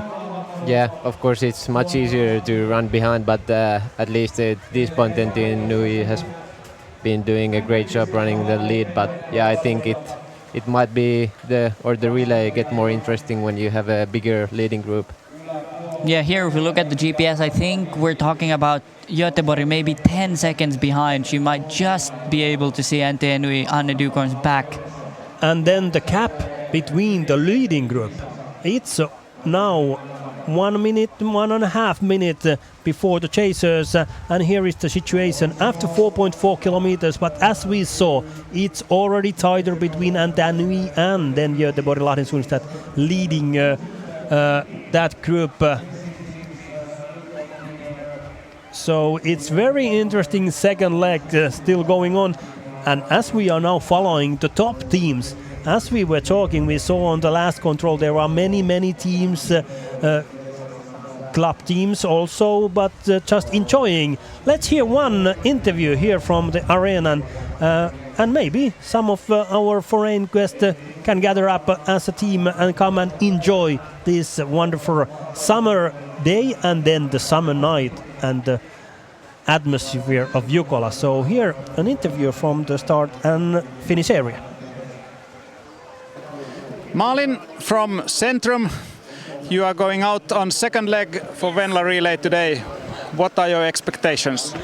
Nice orienteering, like an adventure. Have you been here before? Never. So. How much orienteering experience do you have? I have quite some experience, but it's always a new venue, a new place, new forests. Have you run Tiomila? Yes, not this year. But many times before? Yes. What's your aim for today's race? To get to the finish correctly with the Emmet. Sounds good. Good luck. Have fun. Yeah, thank you. And she said the aim is often just get in the finish, as it is for the top athletes also. Malin is just using a little bit more time that these women are, and the Göteborg leading Lahden Suunnistajat now 20 seconds and 40. Only 20 seconds. Only 20 seconds. Tight. When the gap was already 1.5 minutes. It was, but as you said, now we're talking about a huge gap to the next group. Are these four teams the teams to fight for the victory of Venla Relay? Can we say that already at this moment? It's Maybe not that, we'll wait it's a bit. Not that, no, it's close to halfway when we have next leg is 6 kilometers and the last one 9 kilometers. I believe here Södertälje Nykvarn Orienterings and Amaldak Chain is a little bit different opinion on that. She is 1 minute behind, we might say. 1 minute, 57 seconds accurately, and she is all alone there between these other teams. And then we're waiting for the chasers. Actually, Amanda was over a minute, 1 minute 35 behind in the previous, so she has caught up about a half minute there as well. Yeah, all are. So Dukorn made some mistakes there the small hesitations, the pressure from the others, it makes a difference, and this is what makes relay orienteering interesting. And here is the image of the competition center. It's quite a lot of people here, and when the weather is now, it's not, the sun is not shining, but it's not raining, and it's lot full of people. It's a lot of Jukola enthusiasts here. As you can see, the start area is now public area for people to follow. It's so nice to be back as in a normal Jukola. Yeah, exactly, and I think as we talked earlier, like for the teams that might come from the job or other, like it makes like this event even more special. So it's nice to be back in the normal. Totally, there will be approximately 16,000 runners, both Venla and Jukola Relay, and then all family members and buddies and so on. So they have counted that 25 to 35,000 people will gather on this area to follow Tiisaren, Jämsän retkiverkot, Kåre, Halden, Falköping, still in the fight there, Haakasporkka, Paimiorakti, Iktiisa, Tampereen Pyrintä, Kalevarasti. There we have a big group, but they are 2.5 minutes behind leading group. And then we have there Södertälje between. So from 6th to 15th, a big chasing group. It's still open. You can little bit under 3 minutes. It's not too much. Yeah, I think everything is still open. You can. There's the long last leg and of course the third leg also. But I think 2:50 or 3 minutes isn't that far. You can still win from this position. Yeah, we have seen earlier years that everything can happen in relays. Exactly. And we have still this leg, 2 kilometers to go. 2.5 kilometers to go, and we saw on the first leg that it changes quite a lot. And Lundanes had the cap, but they took her Nydalen, after Nydalen, Helsingin suunnasta Espoon suuntaan, Rastikarhut here. And Göteborg second team, still there fighting. I think the best second team for now. They are, yes, best second team. Clara Axelsson running there. Martina Joensuu, Vasco Pohjantähti, who was on 8th place in the changeover, is now 4 minutes behind. That's a lot. That's a lot. Martina has lost now over 3 minutes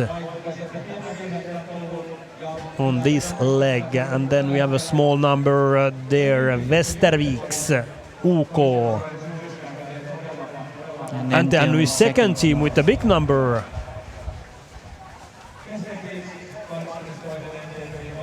But the difference is soon over 5 minutes.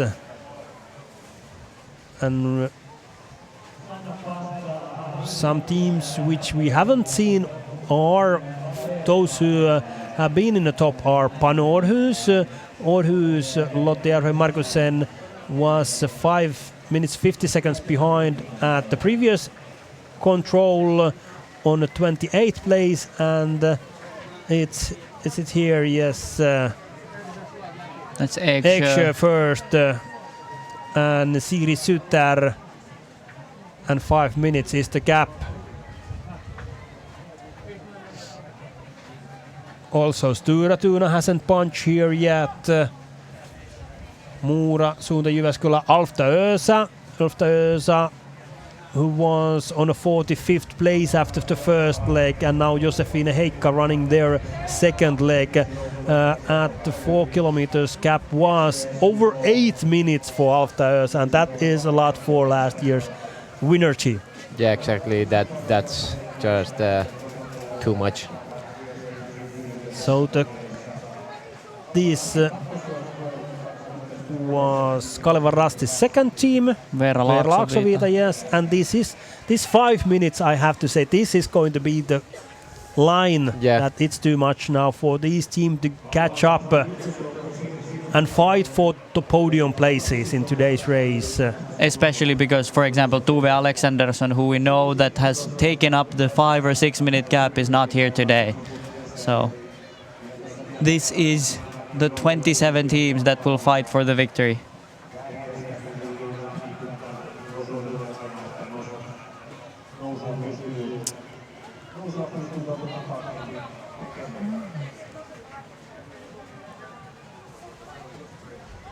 Suunta Jyväskylä, Stura Tuna, they're passing Angelmin Ankkuri also and Malungs now, and cap is 6:45 and not still yet Panorus, so it's been now it's when the cap is 7 minutes, it's over 1 minute more. Did we miss them? Maybe they already passed in the group? No, they here. There we go. Panorus. 7 minutes behind. Yeah. That is too much. That's too much. And when I'm looking at the GPS, we have Järla, Alftaösa, KMUK and Hiden Kiertäjät, as well as Pargas IF from Finnish teams who has the GPS with them, still approaching this control, but the gap will be almost 9 minutes or even over for these teams at soon halfway of the Venla Relay. 9 minutes is already, as you said, 5 minutes is probably a realistic group that we're talking about, but after that, Mikko, you probably agree that it's really hard to come back from there. I think 5 minutes is like if you have a really strong finish or the like third and fourth leg runners, you can still catch up time. But I think from here, it's not that many runners that can catch up time that much. So yeah. And soon we should also come to the last intermediate control of this second leg at 7.2 kilometers, and from there it's only a little bit under 1 kilometer to go, this second leg. When we are still here we have Alftaösa punching there. 8.5 minutes behind. And Norska second team was there together. Bekkelaget 8:44 was there. And Göteborg-Majorna UK, they with the Zebras, Buåsen together, and it's now 9 minutes since the leading team was here, and now we are hanging on there together with Sanna Fast, a small time, but already here now at 7.2 kilometers. And now, as you can see from the first leg, we didn't have that kind of path there last time when we were here.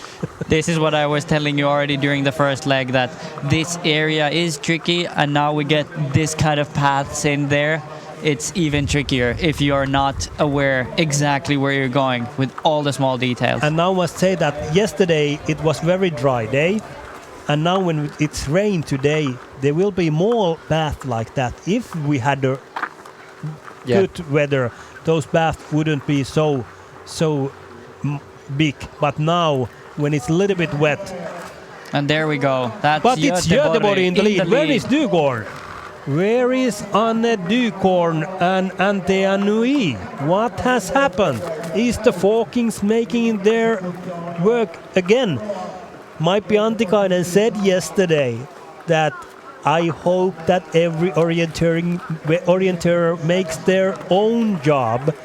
The Forkings are doing their job. And here comes leading, not even yet Antea Nui. And totally from different direction. So there has been a mistake with Dukorn. Now we see the next one's coming in, and there she is. There's Dukorn, and there's Kauppi. But they are 40 seconds behind. Yeah. So very big mistake there. And this is the same thing that happened already on the first leg. Yeah. So we can tell that this forking is very different. Yeah, and I think the runners might even think that when they're coming here and coming closer to the finish, they are not maybe so sharp anymore and might make mistakes in this kind of area more easily than in the beginning, where you maybe have the grip to the map better. Correct. And the other thing I think here is also you're not probably exactly sure which position you're punching in. That maybe Göteborg didn't know that they're in the lead. Yeah. Because you don't see anybody in front or behind. And now I must say, because I'm looking at the GPS after this control, often said that women are showing and giving us the GPS fun that is happening also. It can be totally different order at the changeover. We were talking that everybody is tired. It's the end of the leg, so the brains are not the sharpest right now, and that's what we can tell you from outside of the screen, that we might see some different result here than on the checkpoint. Yeah.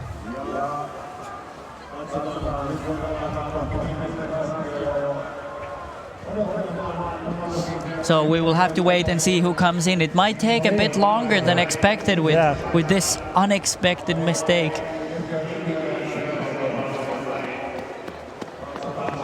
Or is it just here that on the GPS it's wrong second last control?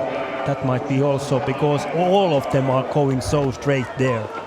Yeah, it looks like it looks a little bit like that it wasn't control, GPS. But there we have Göteborg coming into the last control, so no mistake there. No mistake there. Just wrong GPS.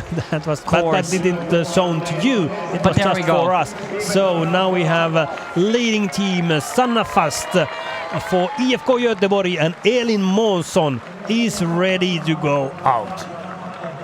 And Sanna clearly with a minute faster time than the others to the previous checkpoint, so she's probably the fastest on this leg.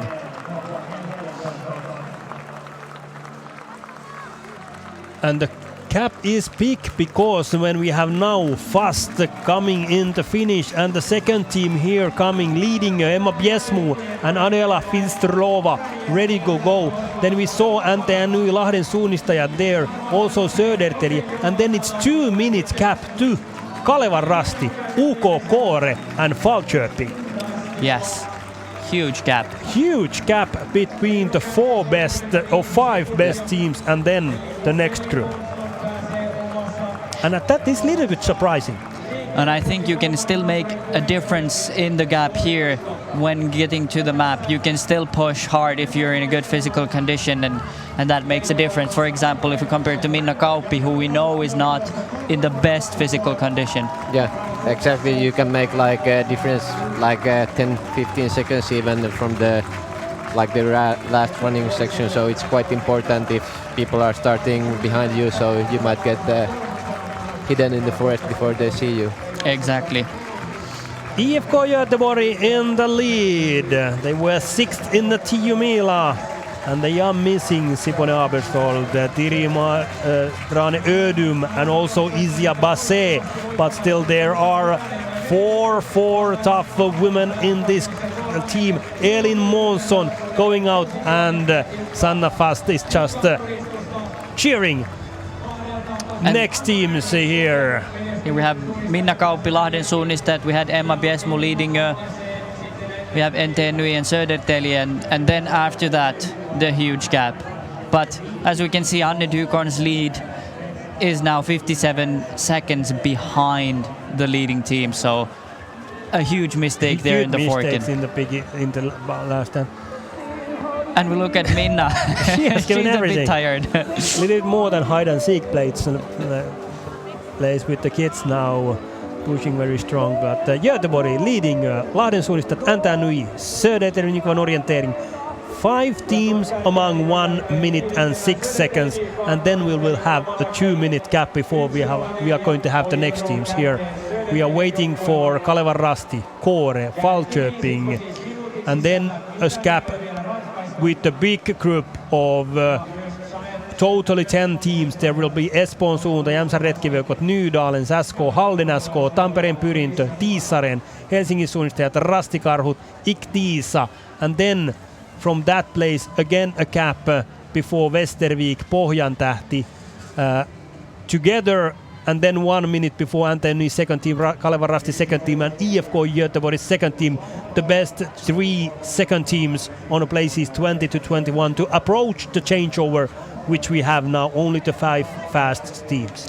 What we saw there actually when the first 5 teams came in is that Minna Kauppi, who's not in good shape, she was tired, but then Emma Biesmu, who is in great shape heading to the World Champs next week, she didn't even look tired at the end. She just walked by and smiled to the camera. So as we talked, the physical side of the race today is in a big part. You have to be in good shape. Rasti, Siiri Silvennoinen tulossa vaihtoon. But we'll wait now. On last control, we should have now Kalevan Rasti approaching there. Coming into the punch, the finish line soon. Yes. Falköping is also there. Kore. 3.5 minutes behind the lead. Yeah. Huge gap. Here are the next teams. And as we said, it's now 2.5 minutes when Mia Niittynen going out for Kalevan Rasti. Eleonora Alinder for Falköpings Igor. Kaisa Riisby for OK Kore, and Kore, one of my favorites. 3 minutes 38 seconds behind. Espoon suunta, Elli Punto. Jämsä Retkiveikot, Hilla Pitkänen, Inka Nurminen running this leg. Inka, who is one of those going out for the World Championships also next week. Inka went out on the 13th place as instant at the finish. And there goes also Tampereen Pyrintö soon together with Helsingin Suunnistajat. 4 minutes 20 seconds behind leading group. And then we have Sanna Fast. First women at the second changeover here and ready for the interview. Sanna Fast, IFK Göteborg, you were extremely fast today. Yeah, I had really good legs today, I think, but my orienteering skills weren't like perfect, but I think that the speed was really good, so yeah, it was fun out there today. The orienteering was clearly good enough. When did you know that you are in the lead? Oh, I never knew that. I was so shocked. I saw that it was like number 2 on the screen, so I thought that we were like maybe number 3 or something when I came in. So yeah, I was pretty shocked. What are your thoughts on the 2 last legs of this relay? You are missing Simona Abersold, but maybe that's not a big deal. No, I think we have a really good team, and I really believe in Elin and Sara, and I think it will be fun to watch. Thank you. Thank you.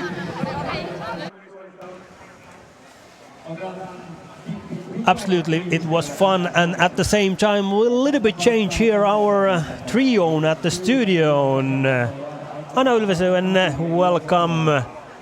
Was it fun at the forest? Yeah, it was very fun. It was so nice out there, and or in the beginning it was very fun when I had a very good focus on the map, but in the end I was following Ingrid and Tilda to the wrong forking, and suddenly I was like completely alone in the forest and didn't have enough, couldn't stand still and read the map, so I did a little bit mistake, so I lost some 2 minutes there maybe, but I was happy that it wasn't bigger. Now I and Mika are certainly wondering what is so interesting or difficult here in the last part, because here on the last 1.5 kilometers there has been big changes. Was it so difficult before we come into the second last, the areas so different from the beginning, or what makes that there has been seen now quite big mistakes? I think that you are tired in the end, so then it's more difficult, but also that it's much more detailed area with the 3-4 last controls, so you have to be very focused on your own orienteering, and also the second last control or third last control where it is this very different kind of terrain. You have to change your set of reading the map, and that can be difficult when you're very tired.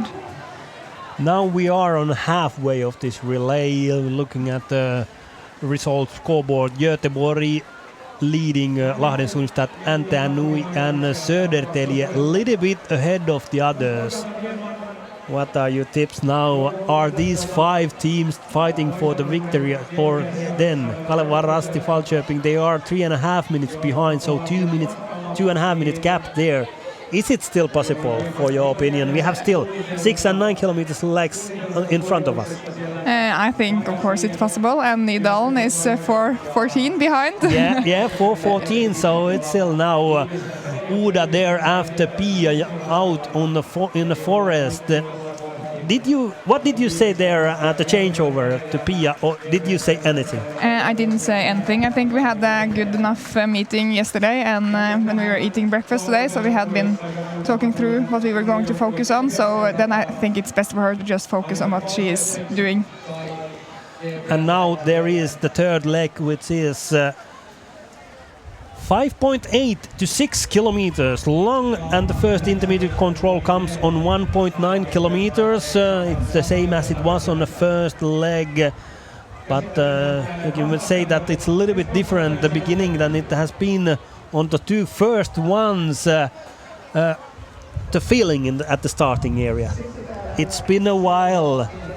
It was 2019 Kangasala with the big group. Of course, Rovaniemi, they were a big group of and women. We weren't running last year since we had problems with COVID and traveling. But so it was so nice to be back again. I've been running since I was 17 old, and it been like a highlight every year. And the feeling going up towards the starting point. Amazing, and so much crowd and cheering, and this hill also. It was. So fast to run up there, since it was all this cheering and this good atmosphere. We go to the interview. Siri Silvennoinen and Kalevan Rasti. Let's see what Siri has to say. Siri Silvennoinen, a very strong finish it seemed. You raced the position very well in the end and a stable race. What do you think? Yes, it was quite good race. No any mistakes, but we were running with many other women, so quite much running just. What's your thoughts on Kalevan Rasti's performance so far, and what's to expect in the end of the relay? Silja did a great job, and we have really good runnings now.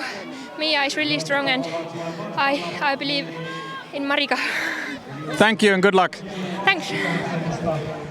Kalevan Rasti is that same group as is Nydalen, also chasing the top 5 in the lead.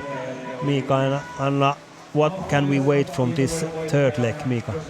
I think even it's a short leg, you can easily start to the leg that it's only a short leg and lose time because you're thinking that you don't make difference there, but I'm sure that exactly the short legs are the parts that you can make also the difference in the relay, even it's only 5.86 yeah, but still you have to be really sharp from the beginning and in the end, and it's also talked earlier, the last section of the course, even you're running first really hard in the bare rock area, and then the terrain changes completely and it's this more detailed area, and maybe the forest is a bit different. So yeah, I'm looking that you can even catch up time in this leg, even it's short one. It has been often seen in Jukola when the long natten has been run out and then the short line, there is big changes, and also in Venla Relay as well as Tuomila. And now we are here at 1.9 kilometers, the first intermediate control of the third leg of this year's Venla Kavlen, and it's Göteborg.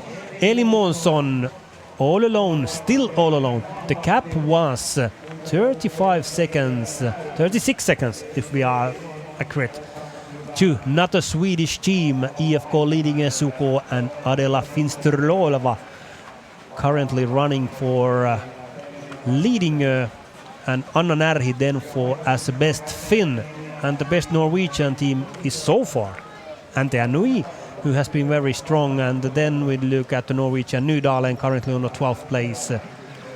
Anna is here now, looking at how fast is Uda Schele coming here, where we have many I think athletes. I think she's very fast. She was at first she was in our team in Tiomina, but she was sick, so then Pia took the fourth leg instead. So I think she's very looking forward to this, and It's very strong both technically and physically. But now it's already over 1 minute and it's Anna Närhi, Lahden suunnistajat. Old ski orienteer. Yes. Anna, who is a little bit been struggling with the orienteering technique. She has been in a good form but made mistakes in many competitions. Hopefully today the orienteering goes smoothly, and then we had Antenui and leading there straight behind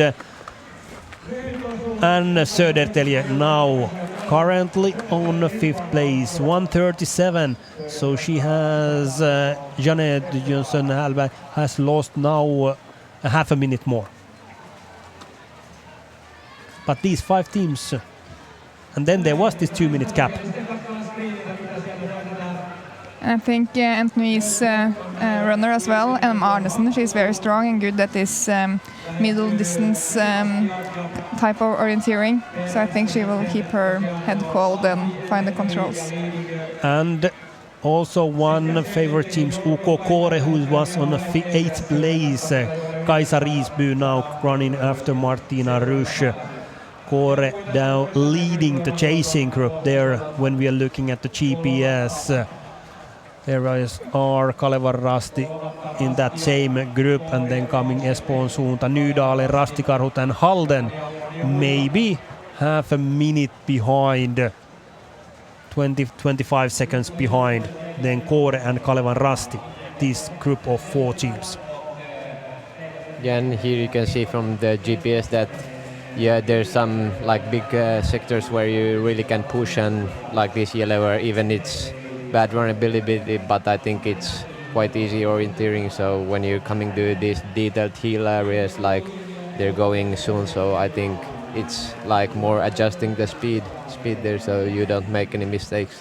And as you said, Mika, earlier on during the second leg, if you just take as the Swedes take blicken up, so you can see quite far away. How was it then? Yeah, I think it was good. Where it's the stony areas, it's easy to see far, and you can. It's important to not look at the map all the time and use your eyes.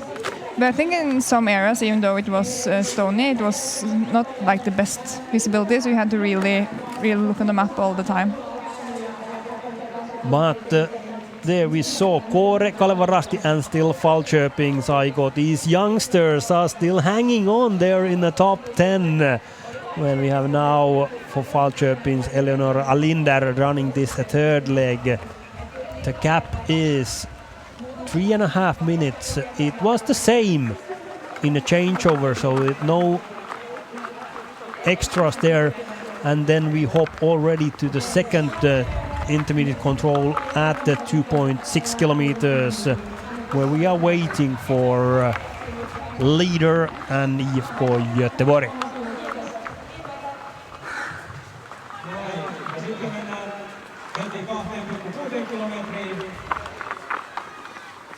So these two controls are close to each other, 1.9 to 2.6 kills. And here is now Elin Månsson punching all alone, as we knew that. She looks very confident, I think, and reading the map all the time, and not thinking about the other walkers or runners that you see in the forest.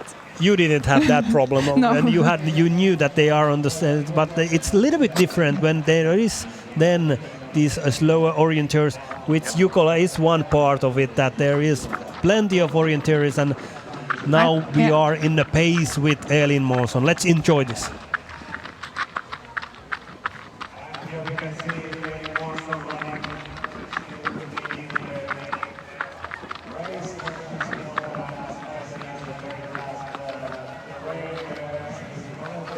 We'll see, there is a little bit route choice possibility here in this, but Elin is looking at the straight ahead. Yeah, and also you might think, or in the forest, that they're passing this yellow area as you see earlier in the GPS, so you might think that there might go the earlier legs, or there goes this path from the earlier runners. So yeah, I think it's almost I'm quite near from here, my home is, so I think it's almost every time if you're closer to the red line, it's almost every time fastest. I have heard someone said that in Finland we have only one excellent route, so and that is straight ahead. In Norway, it might be a little bit different. Yeah, I think so too, when it's hilly and tough. NTNUI. Lahden suunnistajat, they're together. And we are not getting intermediate times from... We have a little bit miss NTNUI and Emma Arnesen there. And we'll see why is that. It might be just for the GPS. We can see that Anna Neri has lost half a minute from the last intermediate time. So now she's in a group, so maybe they can take advantage from each other. Yeah. And I'm looking at it so that NTNUI is disqualified. Oh. Oh, wow. Drama after the second leg. There is disqualification. I don't know the reason, but now I'm trying to get out why is the reason for that. And this is this open area. Yeah. And we can see that she's running close to the red line, and I think that would be the fastest. It can be an advantage to come from behind and see other runners in front of you. You can catch this long leg. Yeah. And I think if you're sharp enough, when you're dropping to the yellow area, you can see from the other hill, almost like the other hill that you're going. So I think it's much easier to keep the pace high when, even if you can't see all the time, but you know the exact direction where you're going. And now it's very interesting because they are going into this more detailed area and a lot of forking for the next controls. So when they're tired, it will see a bit interesting if they can manage to keep no mistakes.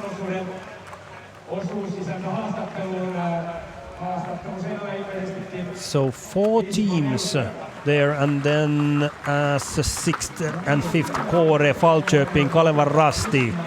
Now here punching same time, and there is a traffic. There is traffic. At the same time, many other teams from the previous legs here punching. Totally, there was over 1,300 teams. There you can see the mother of Björn Ekeberg, a strong runner in the in Tyrving's team. It's nice to see that it's all kind of ages is here running.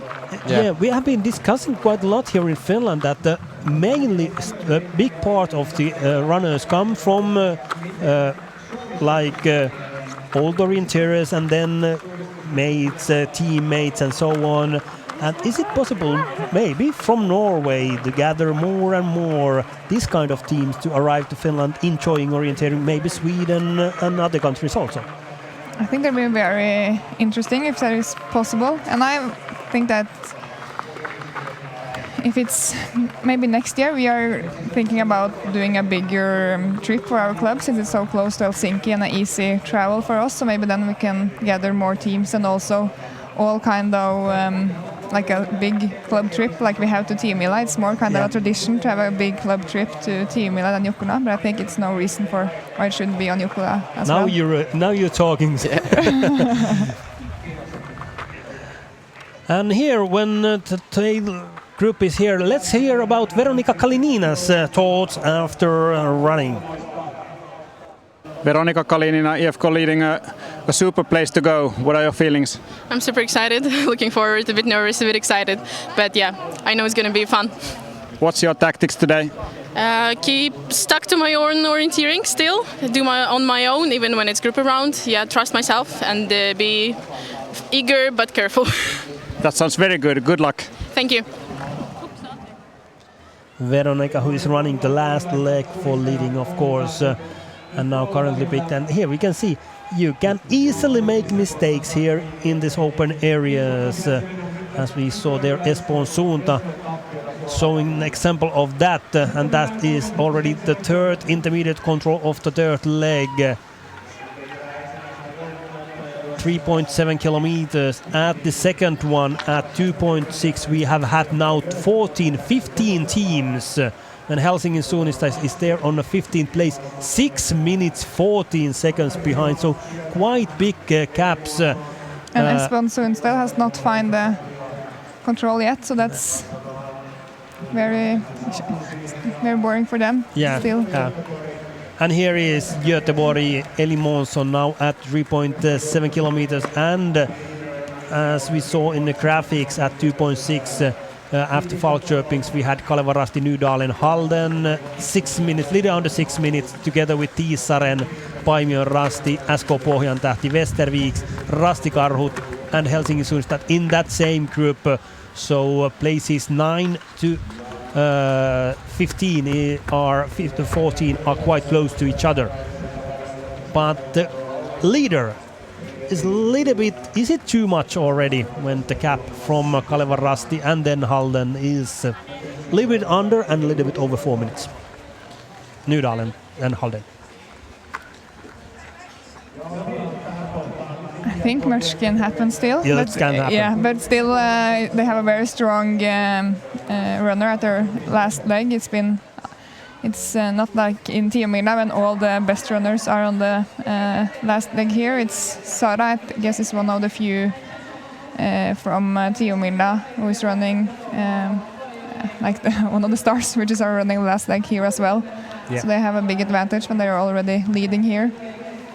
But you still have to find the controls, so I think it's still open.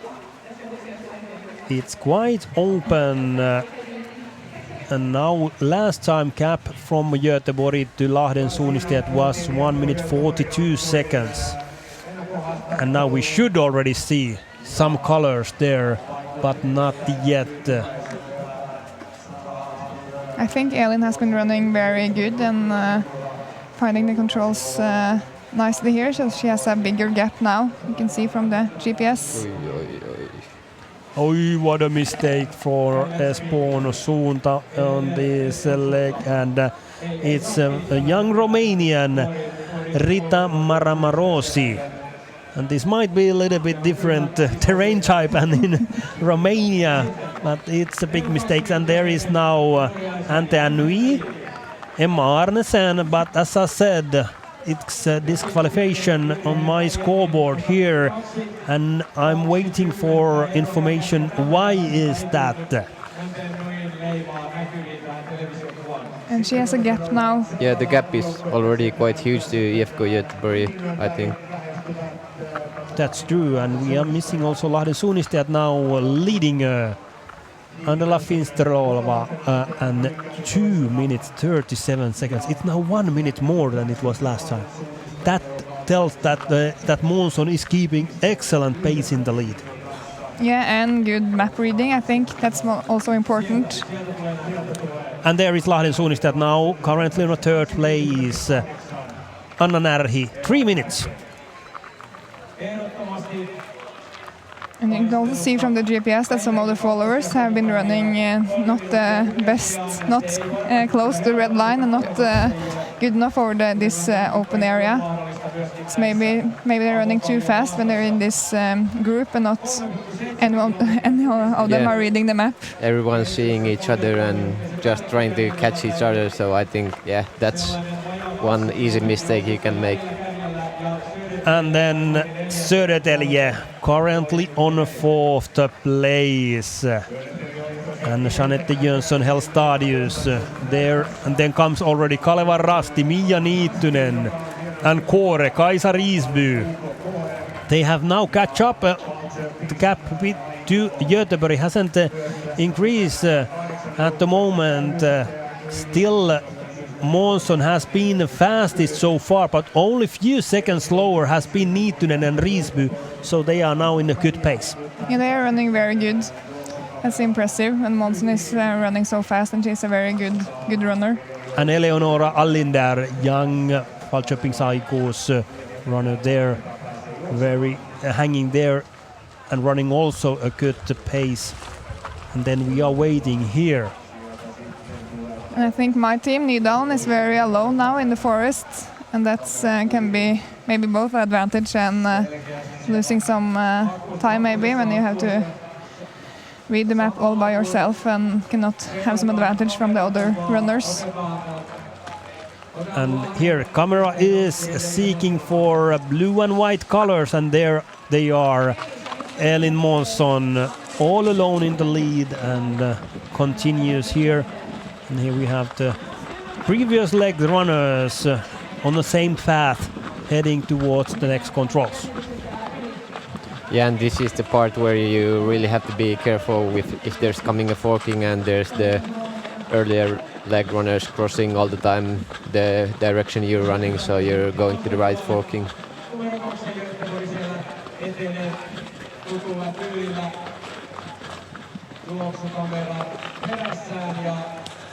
And we were talking about this in our meeting yesterday, that sometimes you can be just focusing about running past people in the other legs and just focusing about running past them and not on the map, and then losing track of where you are.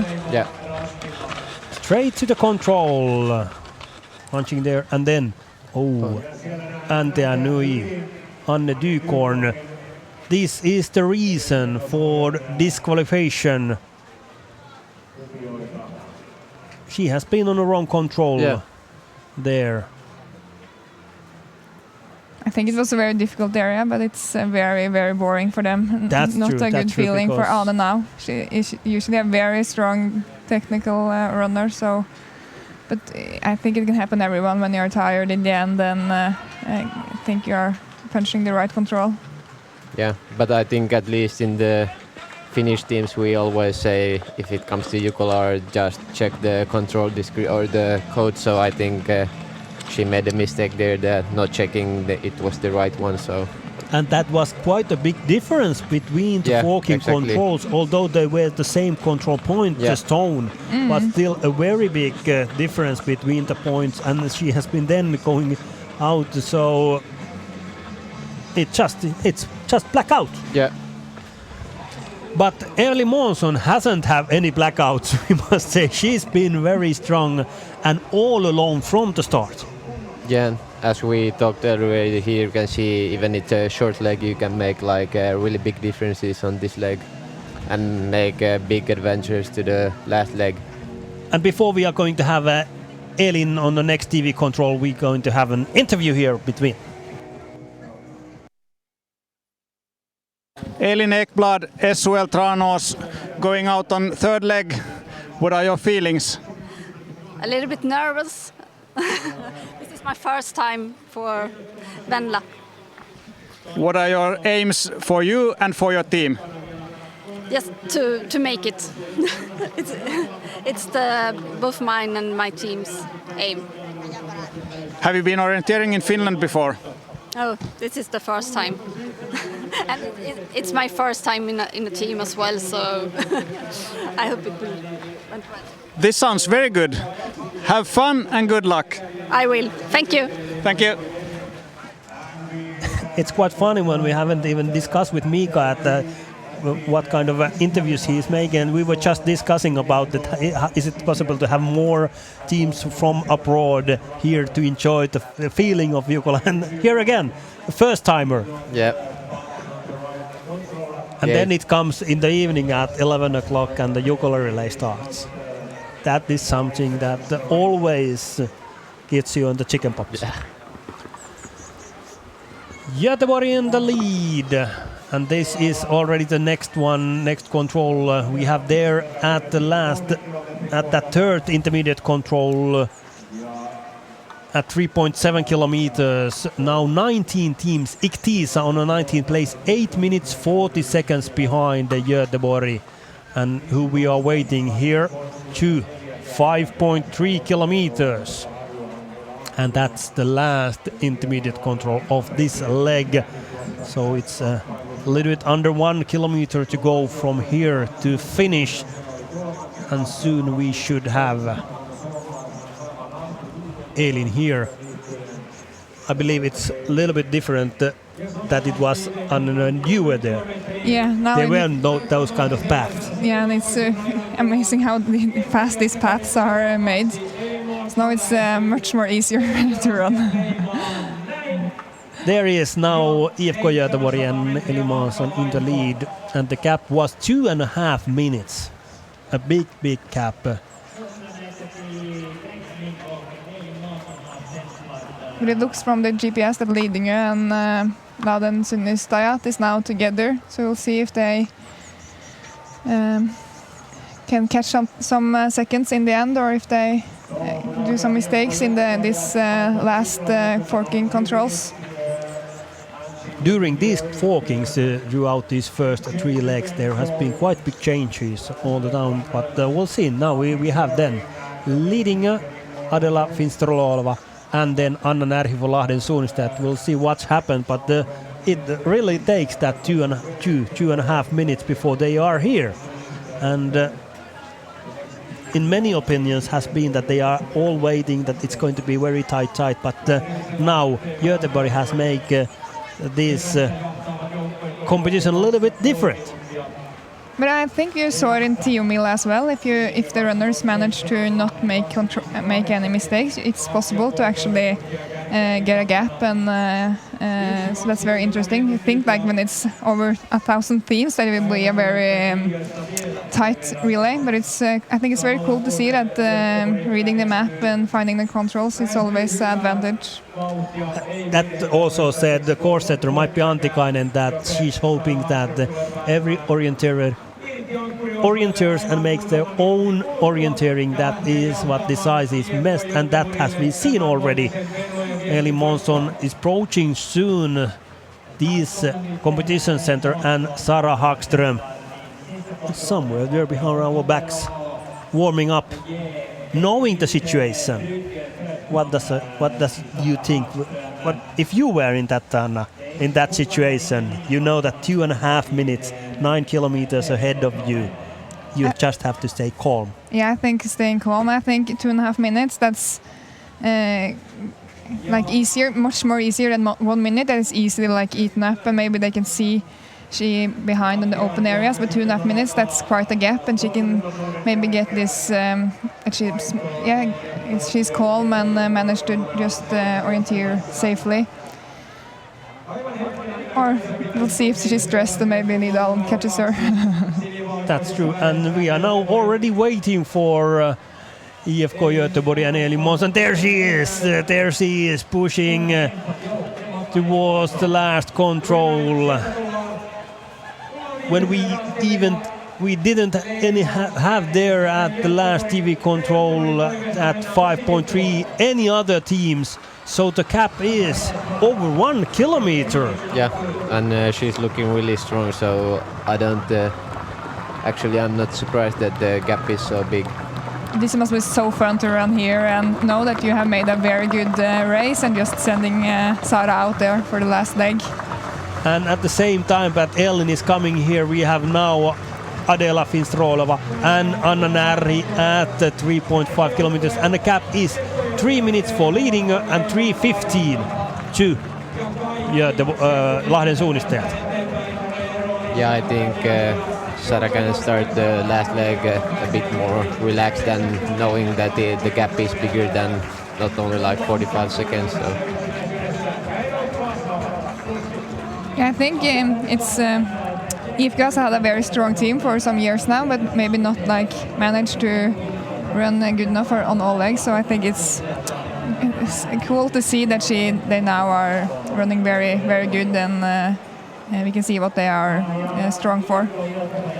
Sara going out last year, she fought towards Natalia Kemperle after Ösa won, and Göteborg was second in Rovaniemi just before Järla, who is now quite a lot behind. Järla is 12 minutes behind, leading Göteborg at 3.7 kilometers of third leg. It tells that if you're just orienteering smoothly without mistakes, the gap is, as we have seen, quite big.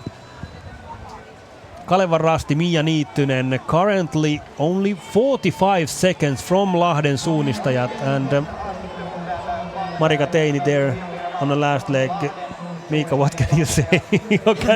Can you say anything?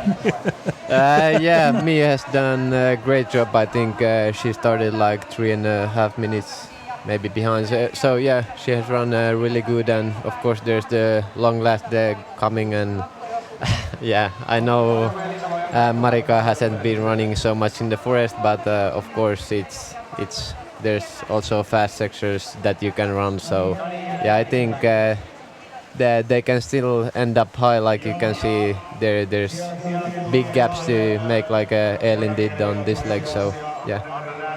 And after Kalevan Rasti there, then is Kaisa Riisby running for UK Kore, and they are 1 minute 23 seconds behind Kore from Kalevan Rasti. Liisa Riisby is there waiting. Then comes Södertälje there to 5.3 kilometers, and Södertälje is almost 6 minutes behind when we have now leading and Adela Finstroleva at the last control, and Veronika Kalinina, who we already heard in the interview, ready to start her last leg.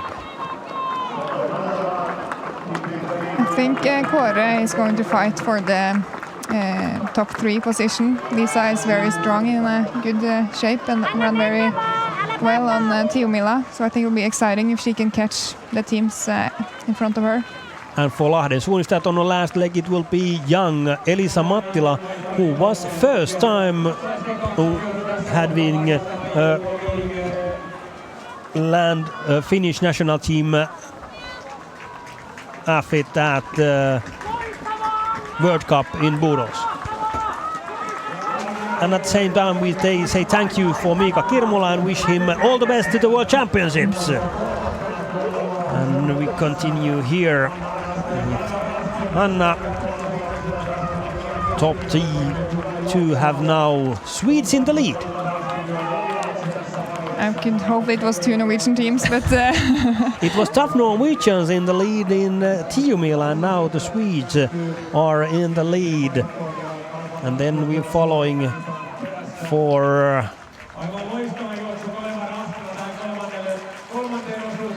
Kalevan Rasti ja Lahden suunnistajat.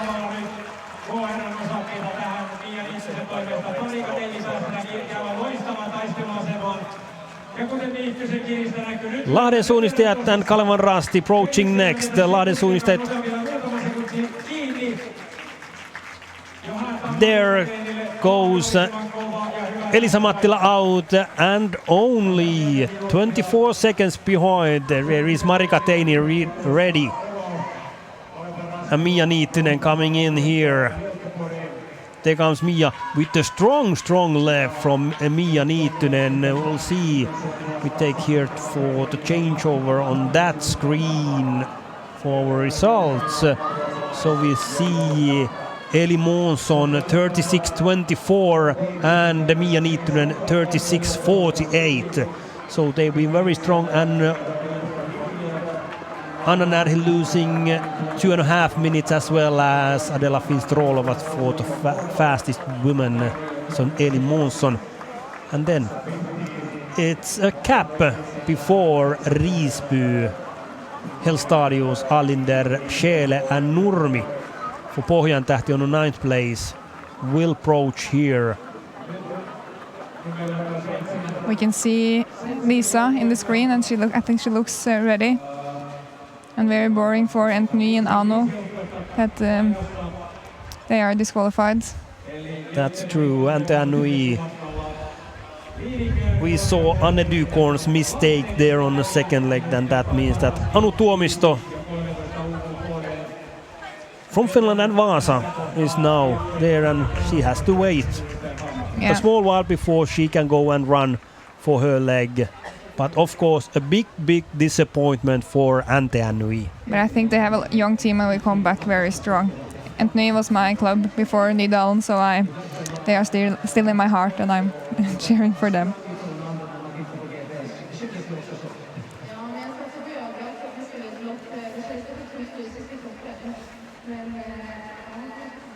And then we have IFK leading Adela Finstrolova ready for interview. So let's go and hear for her. Adela Finstlova, IFK leading blue and white Swedish teams are doing very well today. How was it in the forest? Well, for me it was a really bad race. I made mistake like to at least 70% of the controls already to the first one, and I thought, okay, try again. To the second one, I continued like this until at least half of the course. So I feel bad, but I'm really glad that the Swedish teams are doing well. But you were able to get a grip in the end, at least. It's very difficult to get your orienteering going after such a start. Yeah, I felt like super good physically, so I was really sad about the mistakes, and when it was more on the paths I tried to push and I gave it everything to at least catch some of the mistakes. 3 minutes to Sara Hagström. What do you think of the race for the victory? Well, we have also a good finish, Nika Kalinina, but I think 3 minutes are too much. Sara would have done a really big mistake. But you never know, it's orienteering. Yeah, if she had a race like I had, then there is a chance. Thank you. Yeah, thank you. If you don't get it the first time, try it again. I like her attitude. Spirit. Yeah, attitude was good. But I think still she, like she said, she had a mistake on 70%. She still managed to have them small, so it wasn't this big gap, and they're still in the fight for a good, very good position. Okay, we have now 9 teams change when we have New Netherlands on 8th place. Ude Schele came in and now Tyneberger Lue goes out and the gap is 7 minutes. And then SK Pohjantähti 20 seconds behind New Netherlands. Anna Haataja there running for SK Pohjantähti. Göteborg leading Lahden suunnistajat Kalvar Rasti, Kåre, Falköping, Södertälje Nykvarn orientering, New Netherlands, Pohjantähti. Is it Göteborg who takes it? I think it's a good odds. Yes, that's true. For that, but it's still 9 kilometers. Yeah, it's still 9 kilometers and a lot of difficult controls. So I think it still will be exciting. But jag tycker mina, men Anna Margrethe had a 3-minute gap. It was enough. Elin Månsson was the woman to give Sara Hagström the 3-minute gap. Let's hear what Elin has to tell us. Elin Månsson, IFK Göteborg, first in with a 3-minute gap. That seemed like a fantastic race. Yeah, it was a good technical race. It felt quite tough physical, but yeah, I did what I could technical, and it was enough. What are your thoughts on the terrain and the course? It was in the beginning. I was quite surprised that it was a short leg to the first one, but then it was really nice on the hills. Did you see anyone else on your own leg in the terrain? No, I was all alone the whole race, so it was quite fun, but really nervous as well. What are your thoughts on the last leg? Yeah, I think we have a good chance. Sara liked to go out alone, so it was the best. Yeah, it was the best for her. Thank you and good luck. Yeah, thank you. And then we saw also the graphics about the last leg. So 7 intermediate controls, total length is 9 kilometers and 51 minutes is estimated time for this leg. Here is the first part of the last leg. Sara Hagström in the lead and then the chasers. And as Elin said, she was a little bit surprised about the first control, which was so fast here, only a few hundred meters. Yeah, I think that's a shock. You're expecting it to be long, since that's normal, I think, in relays. So you have to be very focused in the start, and normally you can just run and like get into the map, but now you have to be really focused in the start, so that can be tough, and you can lose some minutes there. The whole competition has been approximately 4 minutes slower, 5 minutes slower than estimated. Is it about the weather and the slipperiness? Yeah, and I think it's still quite some tough areas with the marshes where there's quite high vegetation, and also in these open yellow areas it's quite not that fast. So, and even though it's these fast open areas, you still have to read the map and can't run too fast, I guess. And there we had the IFK Göteborg and Sara Hagström at the first intermediate control there on the third control of the last leg.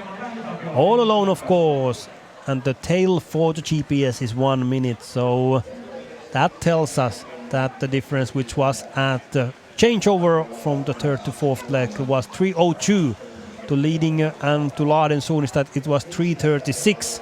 Kalevarsti exactly 4 minutes.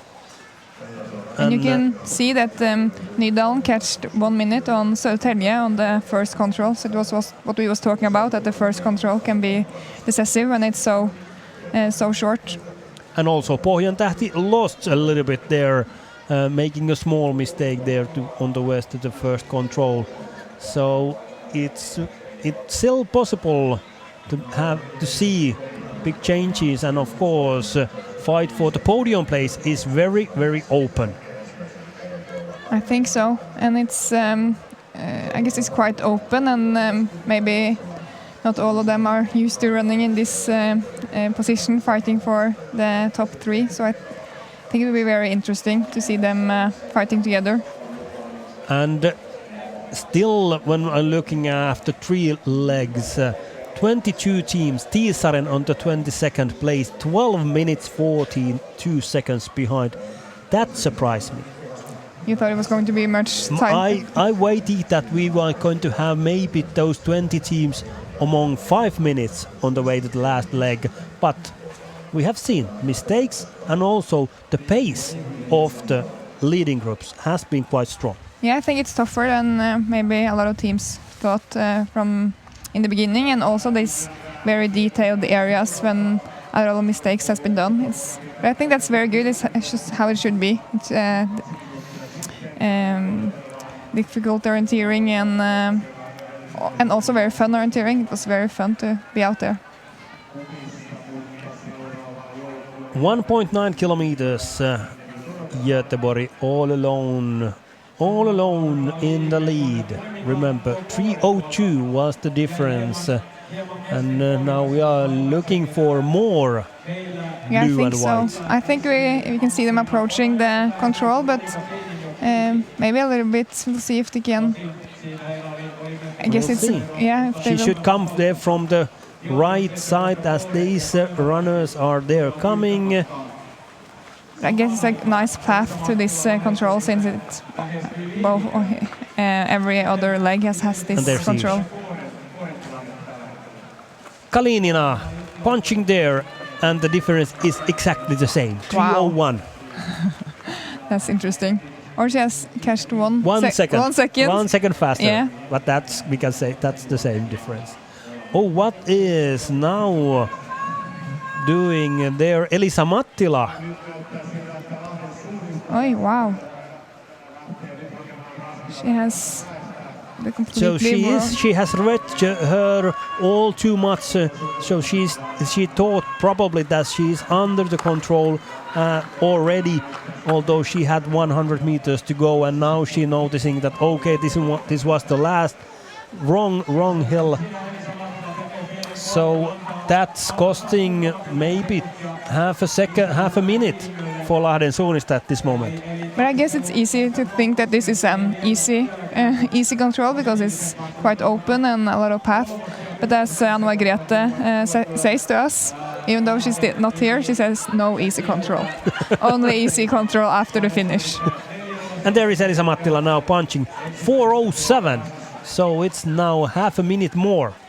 She lost that half a minute approaching this control, but how close is now Marika Teini and Kalevan Rasti?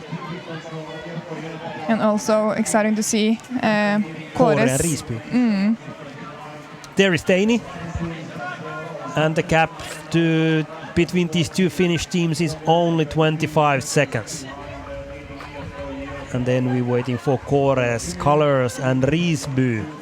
But Marika, she has lost half a minute to the first intermediate time. Yeah. So a better beginning for Lidingö out there. And there is Kåre.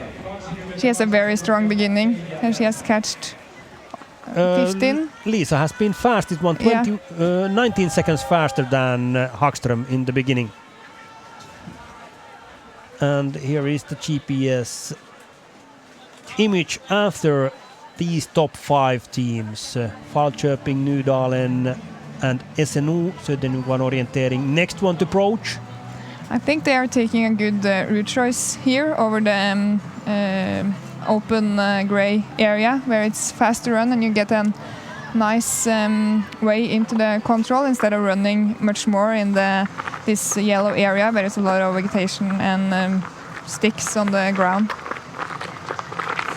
And this is then already the second TV control of this leg after these forkings. Sixth control, also familiar for you. That was already a little bit earlier on the first leg, but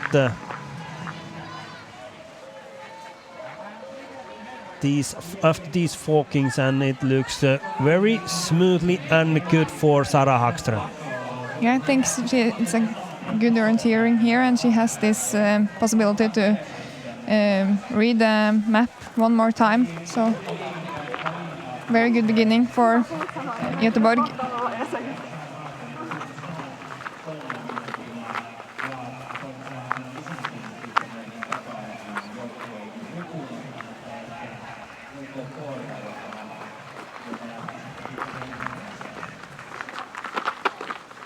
And there she comes.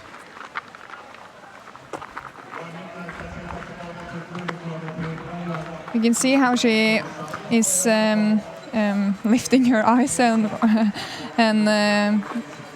watches where to go to the next control. I think that's very smart, where it's open area. And you can also see that she's a little bit struggling with the EMIT punching. Yeah. We like it here in Jukola when they're using EMIT the same as we are doing, but when we are running Tiomila, struggling a little bit with the SC units.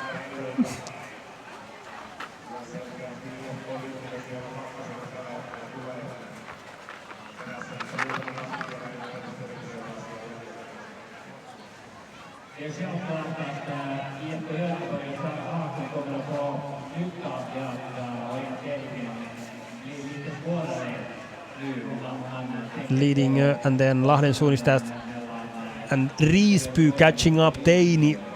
Almost we can see those two dots getting closer each other at the moment. And we could also see to the first intermediate that Tone and Nydalen SK was only 3 seconds slower than Lisa to the first intermediate, so a very strong start from our runner. It's very nice to see. So the fight is still on.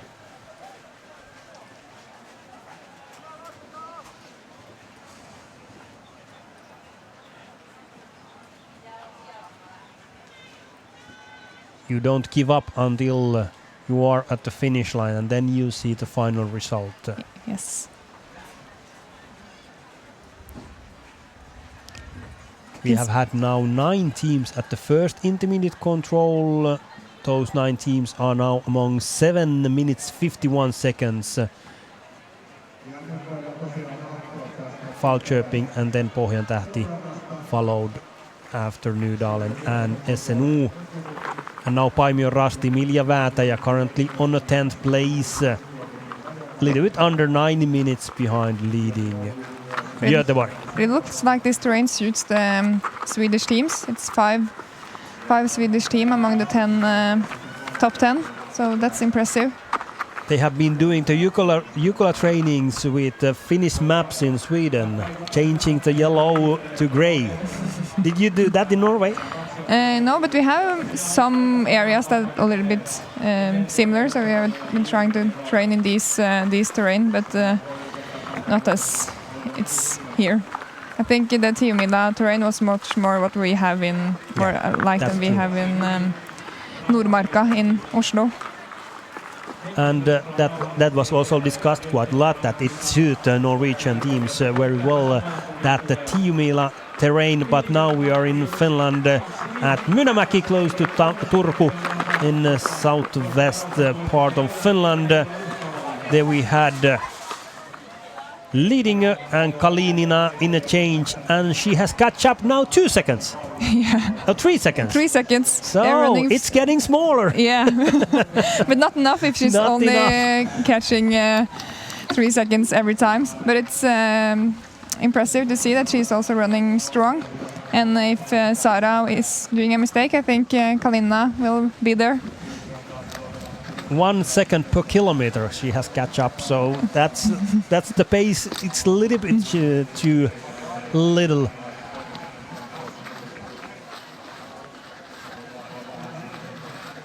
But as you can see, there are also areas where there is no path from the previous legs. But I guess maybe now they are in a new area where it has been not that many. This is one of the areas you have been also running. Okay, it is.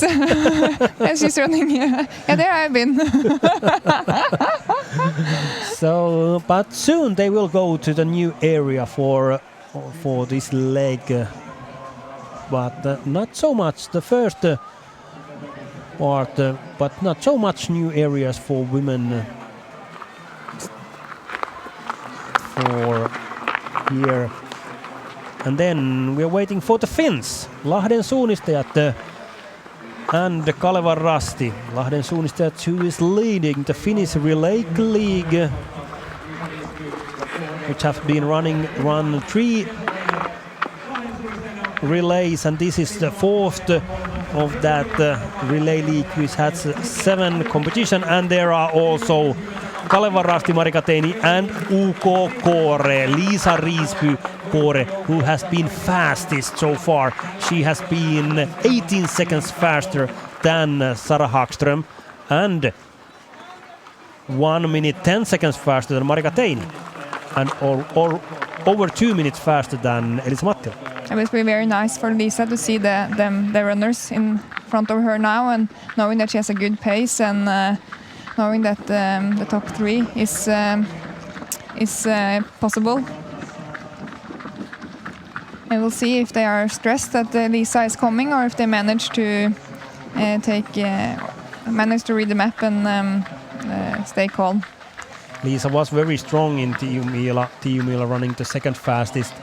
Last leg only Tuve was faster on that relay and that leg, and now she is keeping the tough pace. So is also she, as we can see. But you can see that Sara has to cannot run in the path. That's it's a fight out there.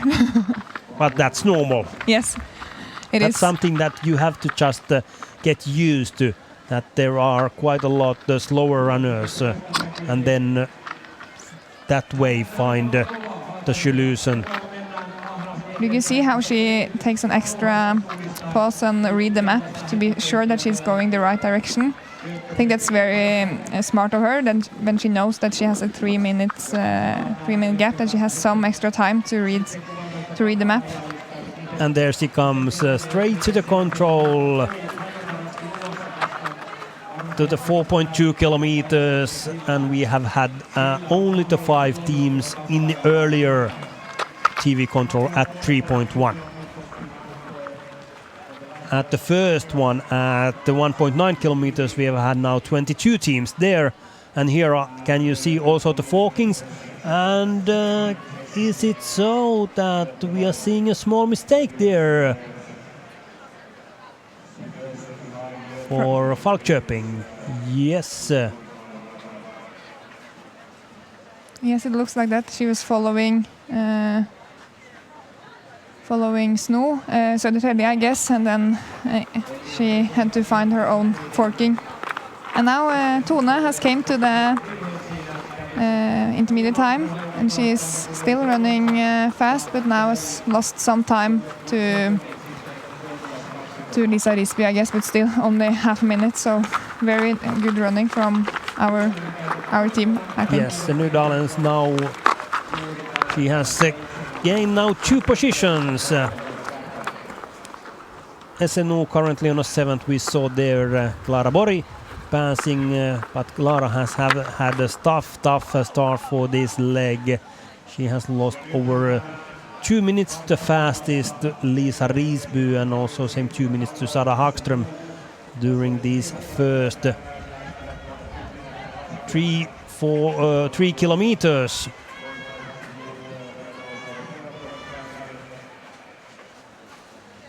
And we can see that on the GPS that Sara is avoiding the marshes, and I think that's a smart move because they are very tough to run in, and it's smart to take advantage of the open grey areas where it's very fast to run. And very good visibility. Very good visibility, so you can easily plan where you're going. So I think this control will be, or should be, a walk in the park for Sara. And here we go back to 3.1 kilometers. We have had there now 17th and on the 9th place. We have this youngsters team, Falköping's Aiko and Alva Sonesson running there. And then because these 4 runners are not running for the same team, Alva Björk, Elsa Sunesson, Eleonora Allinder and Alva Sunesson, they are outside of the competition, so-called, for the prize givings.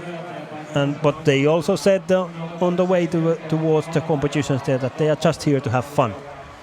I think that's very nice that they're going here and running together in a relay. That's very fun, and it's how it should be if they don't manage to have a team in their own club. It's very nice that they can have a team and run here and it's a very good training to run this big relay. And that is one thing to remember also in the future years, that you can collect teams to Jukola and Venla Relay, but you are not fighting for the podium places also. It's possible. And of course there was also discussion, because it was possible that these youngsters might even fight for the victory of this relay. So that what should we then do if they are on the last control as the first team, but they are not winning it? So it's a little bit like the decision that we have a national team from Sweden or Norway fighting for the club against club teams. But as we saw, we have now Swedes in the lead. Göteborg leading. And we can also see that now Kalinina has lost some half a minute, so she's not. We can also see that Naden Sunnistayat is doing a strange mistake, I think, running in the complete wrong direction to the road, and now she's losing a lot of minutes here. That's a big mistake for Elisa Mattila. I really don't know what she has been thinking. She has just lost the direction after the 8th control, going over the path and then continuing, and then the road comes ahead of you and it's not allowed to go over the road, only from the marked places. So that's costing a lot of time, and now Kore and Kaleva Rasti are just running away from Mattila and Lahden Suuriste. Yeah, you see how much time she has lost because she was together with Kore and Kaleva Rasti, and they are here. Riisby leading and Teini just behind. 5:07, 5:09 is the gap now, and the last time it was 4:54 to 4:55. So 10 seconds. 10 seconds more. Here we can see that from Kalina as well, that Sara Hagström has been running very well in this section of the race. And Kalinina making a mistake also towards the 10th control. They're coming to that line and turning. Then and here we are now waiting next to this control. 5.1 kilometers. Leading team. But I guess for Mattila that she was running together with maybe a little bit stronger runners, and I guess maybe the speed was a little bit too high for her, that she couldn't read the map maybe, so it's kind of easier to make a mistake. And here is Sara Hagström now, all alone of course. And now it's interesting when we saw Kalinina making a small mistake there, that also although she has now gathered well and taking the path as she was planned to do, gap from leading to Kore was 1.5 minutes, so now it's much more smaller. So Riisby and Teini doing a good job. They are pushing each other. Then when Kalinina is there all alone, trying to keep at good pace. Yeah, I think it would be interesting if they are catching her or not. I guess they will, since they are running together and so strong. And Mattila punching there on a ninth control. 6 minutes 41 seconds, so 1:35. Oh, wow. She lost. Yeah. Because she was together with Kaleva Rasti and Kore. And now 1.5 minutes behind. And it looks like she has a bad direction again when she's going out from the control. Soon seeing Sara Hagström on her way to the 13th control. We'll see if Sara sees her and maybe gets scared that she has been catch up. And then Nydalen approaching also on that ninth control. Tunel Bergerud Lue punching there, and she's 45 seconds behind Lahden Suunnisteet, but as we can see now, Elisa Mattila, she has a Via Dolorosa, a bad day today. Yeah, I think so. It's maybe she will find the 12th control and then know where she is. But I guess we had the 9th control, and then most of the paths are going in the wrong directions from where the last leg is run, and it's easy to just follow the path and not look at your own compass. And now when we are here waiting for leading to 5.1 kilometers, I look back so much to the beginning that we have now 50 teams among 20 minutes, 22 minutes on this last leg, when we have now two first teams soon here at 5.1 kilometers. What's happening there? Oh, she's there. Oh, wow. Did she punch there? I'm not sure. Maybe she's running back again, I think, Kalinina.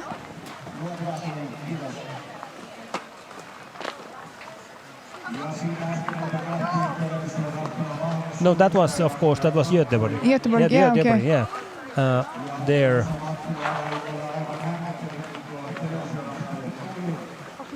And it was Mattila there coming to that control, and that was her 12th control.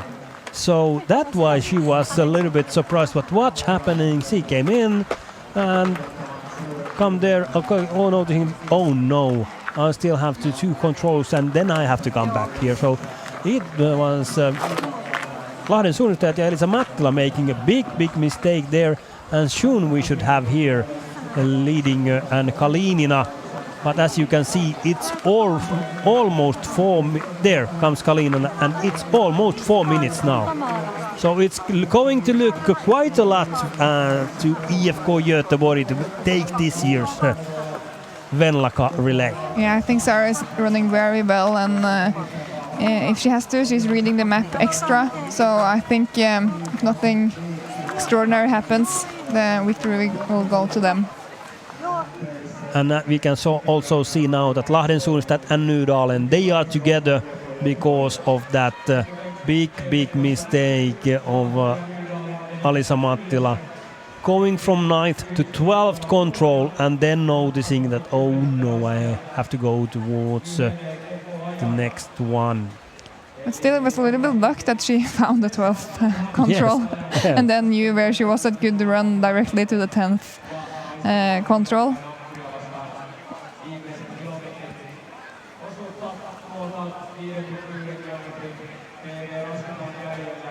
So 4 kilometers left from that TV4, and then at 6.3 kilometers will be the next TV control. It's exciting to see how much Lisa and Marika has catched on leading now, if they can manage to run past her. Teini punching there, but where is Riisby? There is Riisby. Little bit behind, few seconds, 10 seconds behind, and gap from leading to Kaleva Rasti is 1:23. Yeah, it's exciting. It's not that much, and it's still still some. And we have this area where we have seen quite a lot happened, also left for the last leg runners. So remember that everything can happen during the last 1.5 kilometers. And you could see that in Tiomila, that Veronica Kalina was leading, had the second spot there as well, and they were coming in a big group behind her, and a lot of things happened on the last kilometers. So we'll see if she can keep her head calm enough. But we can see now that Iktisa is doing the same as Laden Sunistayat. She's following the path from the earlier legs. And but now you could maybe see that she find the path and then is running towards the 10th control. Nydal and Lahden Sunistajat together, then SNU Pohjan Tähti in that next group. There is also Paimion Rasti, and then a small gap to Falköping, Tampereen Pyrintö, Iku Hakkaspoikarna in that next group, approaching now control number 10. But I think it's impressive of MTNUI second team. They are now 14. 13 on the third intermediate. So even though the first leg is disqualified, it's impressive for the second team to be almost top 10. And then we are already at 6.3 kilometers. And they, see what a pace has now Sara Hagström. Rushing there straight to the control, checking the code, and continues. You saw. Yeah, using her elbows. Use elbows and coming straight to the control, pushing very strongly, and now going forward. I think it's nice to see both the slower runners and the best runners, because then you can see how fast they actually are running in the forest. And then this picture with the running camera following, and then seeing the difference here. And now we are following Veronika Kalinina here on this path. And we know that it's only 1.5 minute gap from her to Kaleva Rasti and UK Kore. Exciting, but I think she looks strong, reading the map a lot, and then also see where she's going and planning ahead.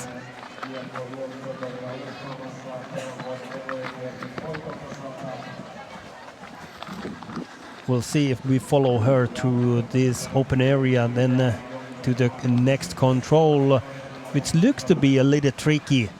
With the knoll there beside the Mars. She should be going over the path here. No, yes, here you can see over the path, checking out the big stones there and keeping a line and pick up the next control. When you see the big stone, I think that's should be, then she'll find the control. As I've been told in orienteering, you have to have the church tower also. Take that tower and then the last certain place and take the control. And here at 6.3 kilometers we are not yet waiting there leading, because as you can see the gap is quite a lot. But here at 5.1 kilometers we have had only 8 teams. 9 teams now. Södernyvar orientering punching there. So we had Paimio, Pohjantähti and SNU now. Paimio Rasti, Milja Väätäjä has been also very strong, losing only 8 seconds to Sara Hagström on this 5 kilometers, and she has now she started from the 11th place, is now running as a 7th woman there, but the gap to Nydalens is no, it's only 40 seconds. Yeah, that'll be interesting, and they're running 3 together, so we'll see here in the end if they can. Hopefully they will not catch her, but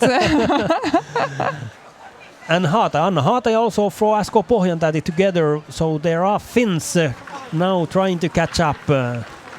Tune Bergerud Lue for Halden, and also Elisa Mattila for Lahden Suunnistajat, who are together there. So there might be a good fight for the top 5 places, but then Kåre, Göteborg leading Kaleva Rasti, Kåre, they are too far away.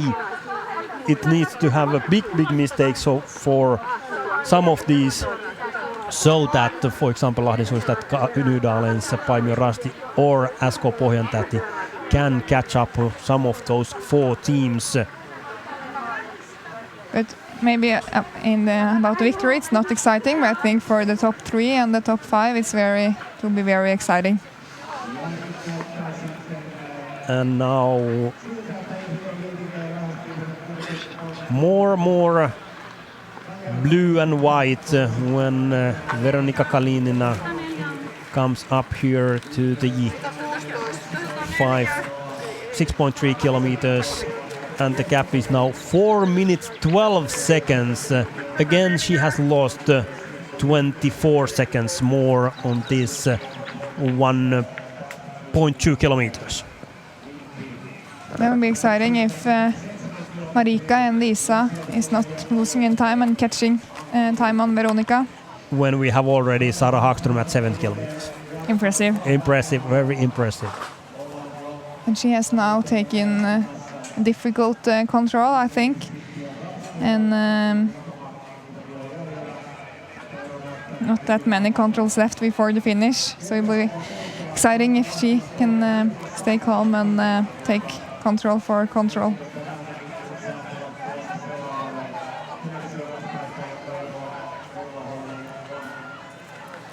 And then we have here already Kåre passing Kaleva Rasti there, and they are now few seconds under 1 minute, so it's now they are catching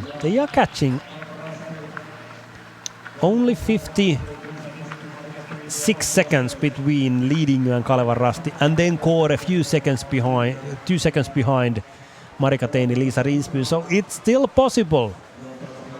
I think it will be very, very interesting in the end here with the difficult area around the 17th control.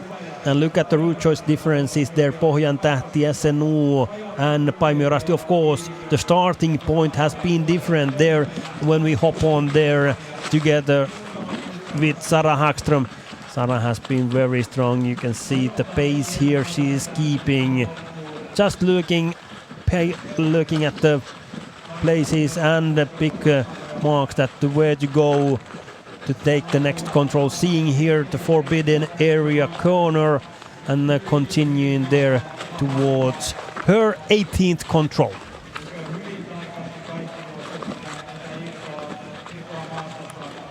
And this control has not been used, I guess, before? No, not this one. This is totally new area. So no path to follow and had to read the map. Earlier legs has been on the other side of this area, which we have seen on the left side of Sara Hagström. And now I can see it's a little bit unsure maybe, but this is a very difficult area, I think. And everything looks the same. When you are looking, if you are a little bit uncertain, it's very easy to see that, okay, this is this little knoll and that is that stone. And still you are maybe 100 meters on the left or the right side. You can see how it's not the best visibility here and a lot of things that is happening. But still very focused and determined is Sara Häggström pushing there, and exciting. There she wants and punching on that control and then continues. I guess that was a very important control to find. Now it's only and then she has that was the 18th control, and then she has that difficult area left. After that, it's not so much orienteering left for her for those 2 last controls or 3 last controls after the next one. And here we are at 7 kilometers, waiting there for IFK leading and Veronika Kalinina.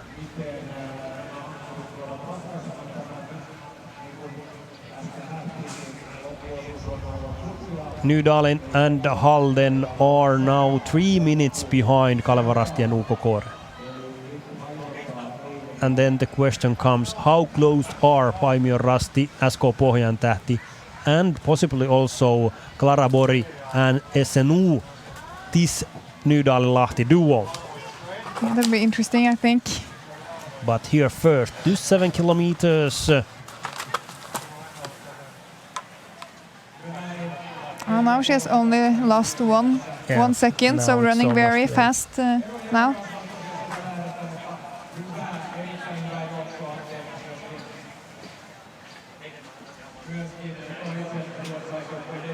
And we can see Sara is approaching the 19th control, where it's like running very close to the red line, looking strong. Fastest route choice is marked on the map with the red line. Yes.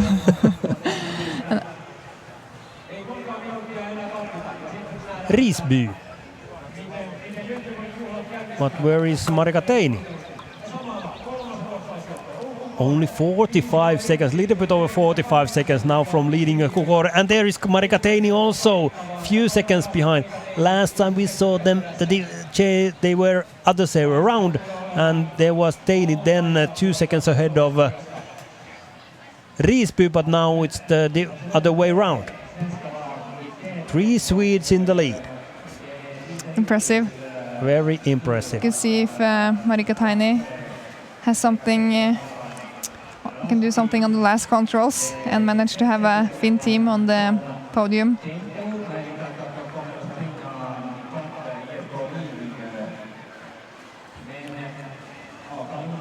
And there you can see the difference between leading and then the chasers.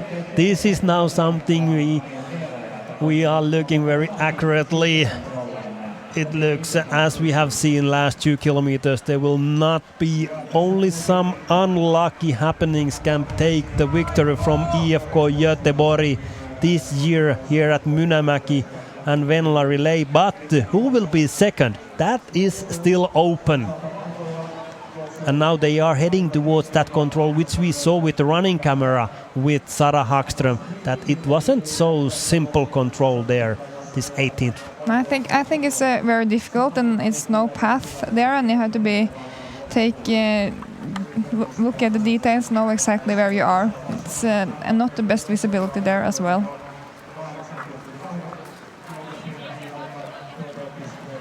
And I was just here checking out when we are now waiting for IFK Göteborg and Sara Häggström to come here to 8.2 kilometers, and then she has the last kilometer to go, that we have seen Göteborg in the lead in the men's Jukola relay.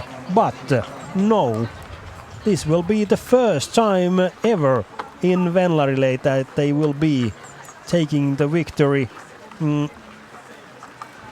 for the Swedish team. The Swedish winner, of course, was Alfta Ösa last year, Stura Tuna 3 years ago, and Alfta Ösa in Joensuu. But before that, Domnarvets 2 times, 3 times in the beginning of 2000. And Ulricehamn has many victories for the Swedish team. But IFK Göteborg, although they have been in the top 5 many times, this will be now their first victory of Venla Relay. Wow, what a feeling it must be, and so fun for them to show the boys that they also can win. Now it must be nice to be Sarah, knowing that she has quite easy, only 2 controls left. Not yet hearing the announcers here, but we can check out here over our shoulders that the reporters, photographers, all they are ready here to then take the photos of very happy and cheering IFK Göteborg's team. Victoria Hellstad Björnstad started. Stanna Feist was on a second. Elin Månsson was the woman who made it look so simple and get the cap, which was 3 minutes for Sara Hagström now. And Sara has been strong throughout this leg. And then the fight for the second time, the cap is getting smaller and smaller. It might be even soon so that when Riisby and Deidi can see the back of Kalinina, they get some more energy. Yeah, it would be very interesting. But I think it's too big gap for them that they can see her. It was not that good visibility in that area, so I think that will be very interesting. Nydalen and Lahden Suunstedt continue there together on the places 5 and 6, and it looks to be so that Paimio Rasti and SK Pohjantähti on the places 7 and 8 are a little bit over 1 minute behind Nydalen and Lahden Suunstedt. So it looks to be so that Nydalen and Lahti are fighting for that 5th place. When we are already waiting for the winner team to the last control. In any second we should see Sara Hagström there coming to this last control, and then the cheer is out. There she is. Woo. She knows that they will take it. First time in history. Oh, what a joy. And to see it. The whole team is there.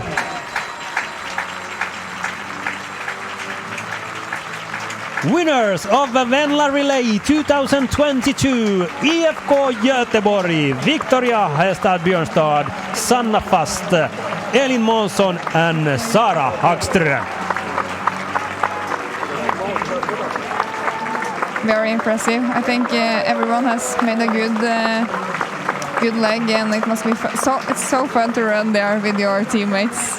And look at this, how much we have audience here. It's been a while. Rovaniemi was a good one, but still there wasn't so much audience. You didn't compete there at all. It was 2019 Kangasala last time, a big competition. Of course, Tiiumila was here, but still Jukola is Jukola, at least from our point of view here in Finland. But it's bigger. It's a bigger crowd, and so fun when it's this kind of crowd. It's seldom it's a so big crowd around here in competition. 4 happy women there, and some kind of dream come true.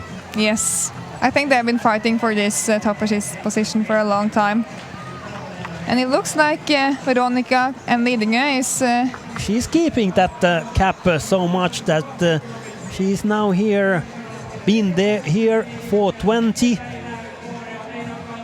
And Kaleva Rasti Kore, as you can see by the GPS, the gap is over 1 minute. Yeah, they have lost some time now. Yeah.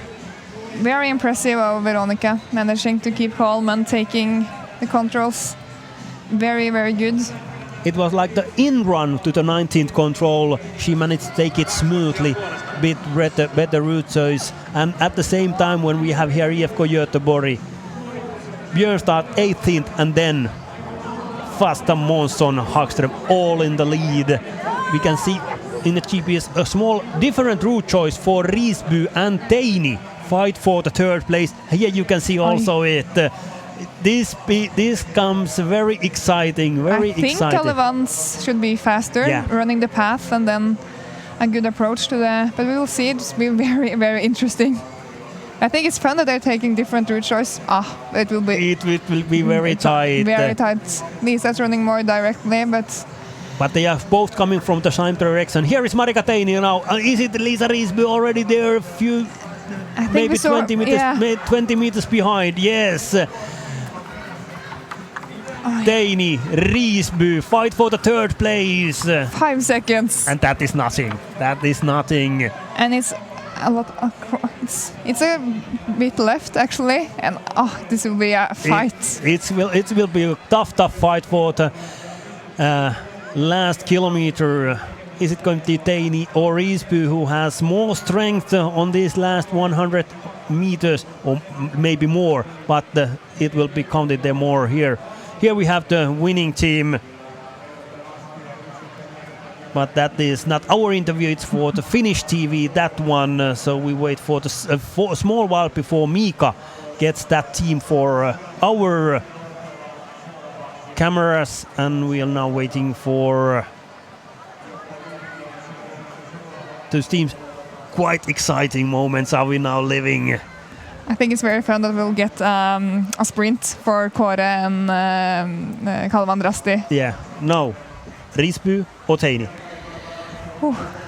I've been running with Liisa in the forest at Stigtomtakavlen, and she was very fast. So I guess Liisa will take it, even though she's behind now. And she looked very strong, although she was a little bit losing that route choice towards the, was it now? Third last control. So. But you could still see Marika, and that's a big advantage. And here, to the last control, on the second place, we are going to have IFK leading SUK. So happy. Alice Hugoson, Emma Biesmu, Adela Finstrolova, and Veronika Kalinina. And we are very lucky because Alice is soon changing her club to Nydalen. She has moved to Oslo, so she will soon be in our team. So it's going to be very strong next year in Porvoo. Yes.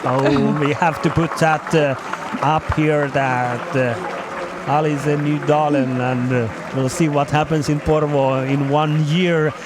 Then will be quite same type of terrain as it was here. We can see now that Kalevan is doing a mistake. Teini is making a mistake and Kåre is going to take, so it's going to be 3 Swedes in the top today. Marika making a mistake on the second last control. I guess this is very typical. So tired.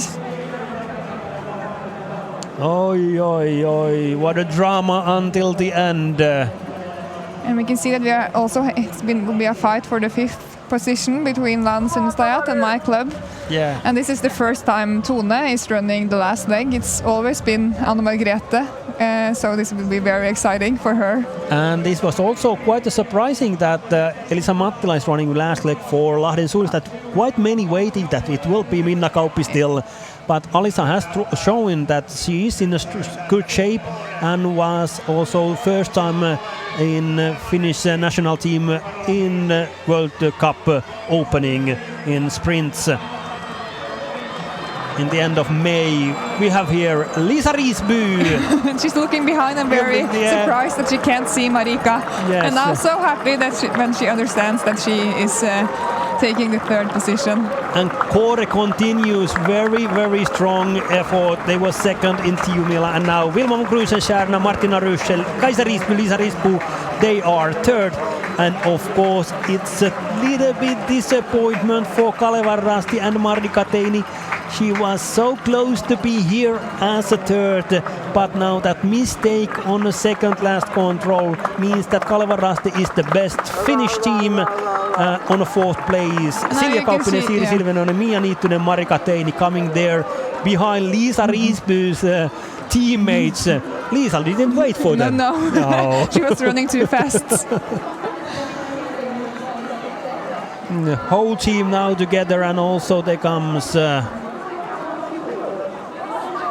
Kalevan Rasti on the 4th place, and then it takes maybe 1.5 minutes, and then it's fight between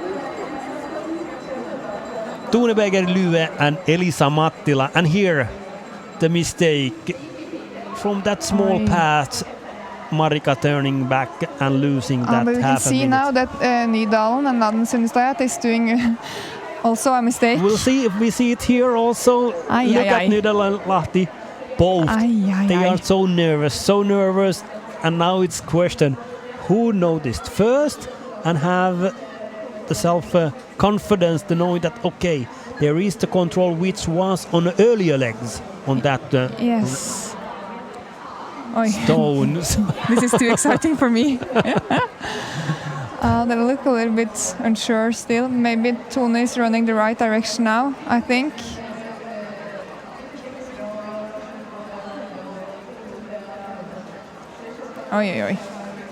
Hopefully the other Pointetti and the others will not catch her.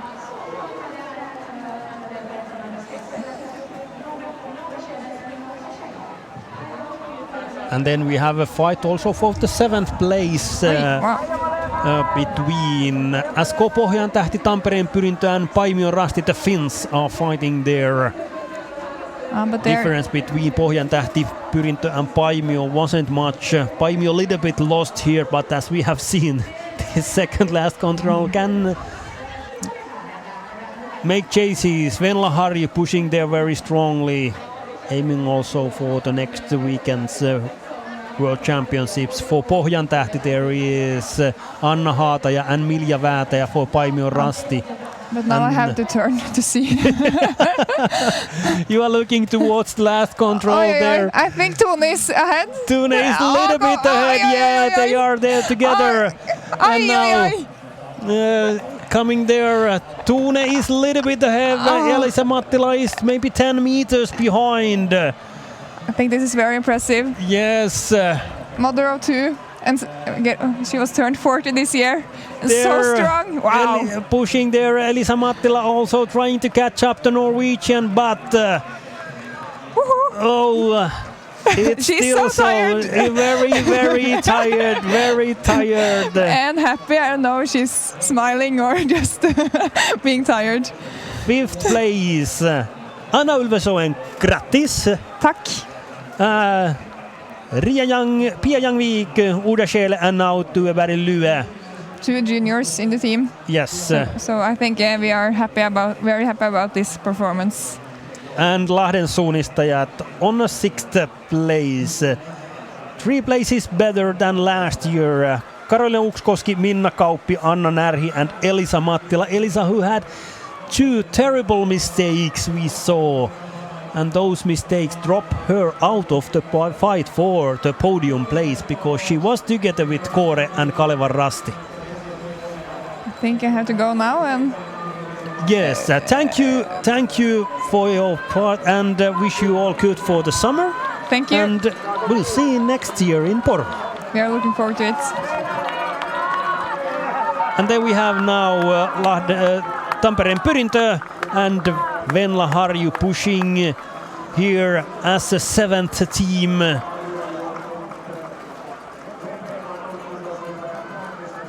Venla has been fastest of the last leg runners so far, 53.04, and Anna Haataja bringing SK Pohjantähti on a 9th place, and Milja Väätäjä punching there on last control as 9th team.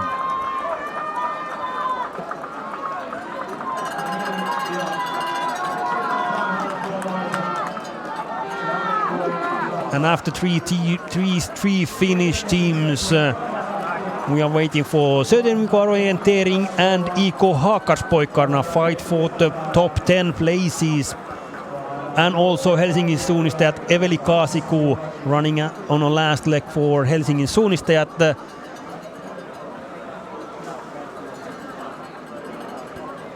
And now we are ready for interview for IFK Lidingö SUK, the second of this year's Venla Relay. IFK Lidingö, congratulations, a great second place after a strong team performance, I think. Well done. Alice Hugoson, you ran the first leg. How did it go? I did a small mistake on maybe 45 seconds, but otherwise it was very good. I took my controls and had a good feeling the whole race. So. Was it in the beginning the mistake or? Yeah, like the first, in the beginning, somewhere. So you had a lot of people in front of you after that? Yeah, I had some, but then I just focused on my orienteering, and it made me to do it more, better orienteering. So I think it was a good race. Good, thanks. Emma Biesmo, second leg, and you made a very big throw up. Was it a perfect race? It was pretty perfect until the second to last control. I got a bit eager there, so I ran fast and wrong. But until that point, it was really, really good, and I'm very satisfied with my race. And we spoke already. Now we can speak about something else. How exciting was it to follow the last leg? Well, I was so nervous until the end, especially when the others were closing a bit. But I think we all did, and especially Nika, really good job. And I crossed the fingers, and now we're second. That's amazing. Great. And the last leg runner, Veronika Kalinina, you had a very strong, confident race, it seemed like, and I guess you didn't see anyone out there. No, I didn't see anyone. I was alone. It was super cool to be alone, but super frightening all the time. I was always feeling like, okay, now someone will catch me. Now someone will catch me. And then I was like, no, why do you think this? I will catch now someone. But I was alone. I was super in the map all the time in the course, and I just had a flow. It was perfect to run alone in such a huge race. It's a special feeling to run alone on the Jukola, and I'm super satisfied with my race. Thank you. How does it feel to punch the last control and see your teammates waiting for you for second place? This feels like a dream. I mean, I've been dreaming of this really my whole career. It's incredible. I just ask girls like, are we second? I can't believe this, but this is amazing. But with this team, everything is possible. Thank you. Congratulations. Thank you. Thank you. Excellent work from whole IFK Leading Suko's team. And as we saw during the interview, Helsingin Sunnystat could pass Söderknukar orienteering and Iko Haakkarspaikkana in the end, and taking the 10th place, Rasti Karhut, Mira Kaskinen on the last leg on the 13th, and as we saw there, punching on the finish line, Falköping's Icons youngsters, Alva Sonesson is 14th here, and then we have here Ante Anui Anu Tuomisto, but Ante Anui is disqualified, so we have that was Ingrid Gulbrandsen. Ante Anui is a second team, of course, not Anu Tuomisto, so second team on the 15th place, and Jämsän Retkove got Venla Tauravoli on the 16th place here at the finish. And Mika is there trying to catch up with the winning team. Possibility.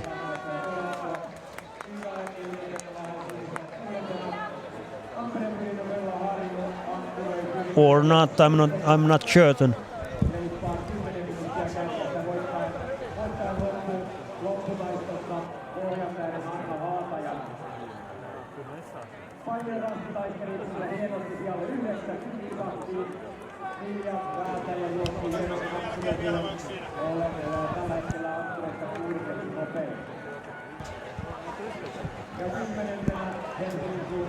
And soon we are going to have the IFK Göteborg's interview also. There are so many now also, for of course, the Finnish radio, Finnish TV and so on.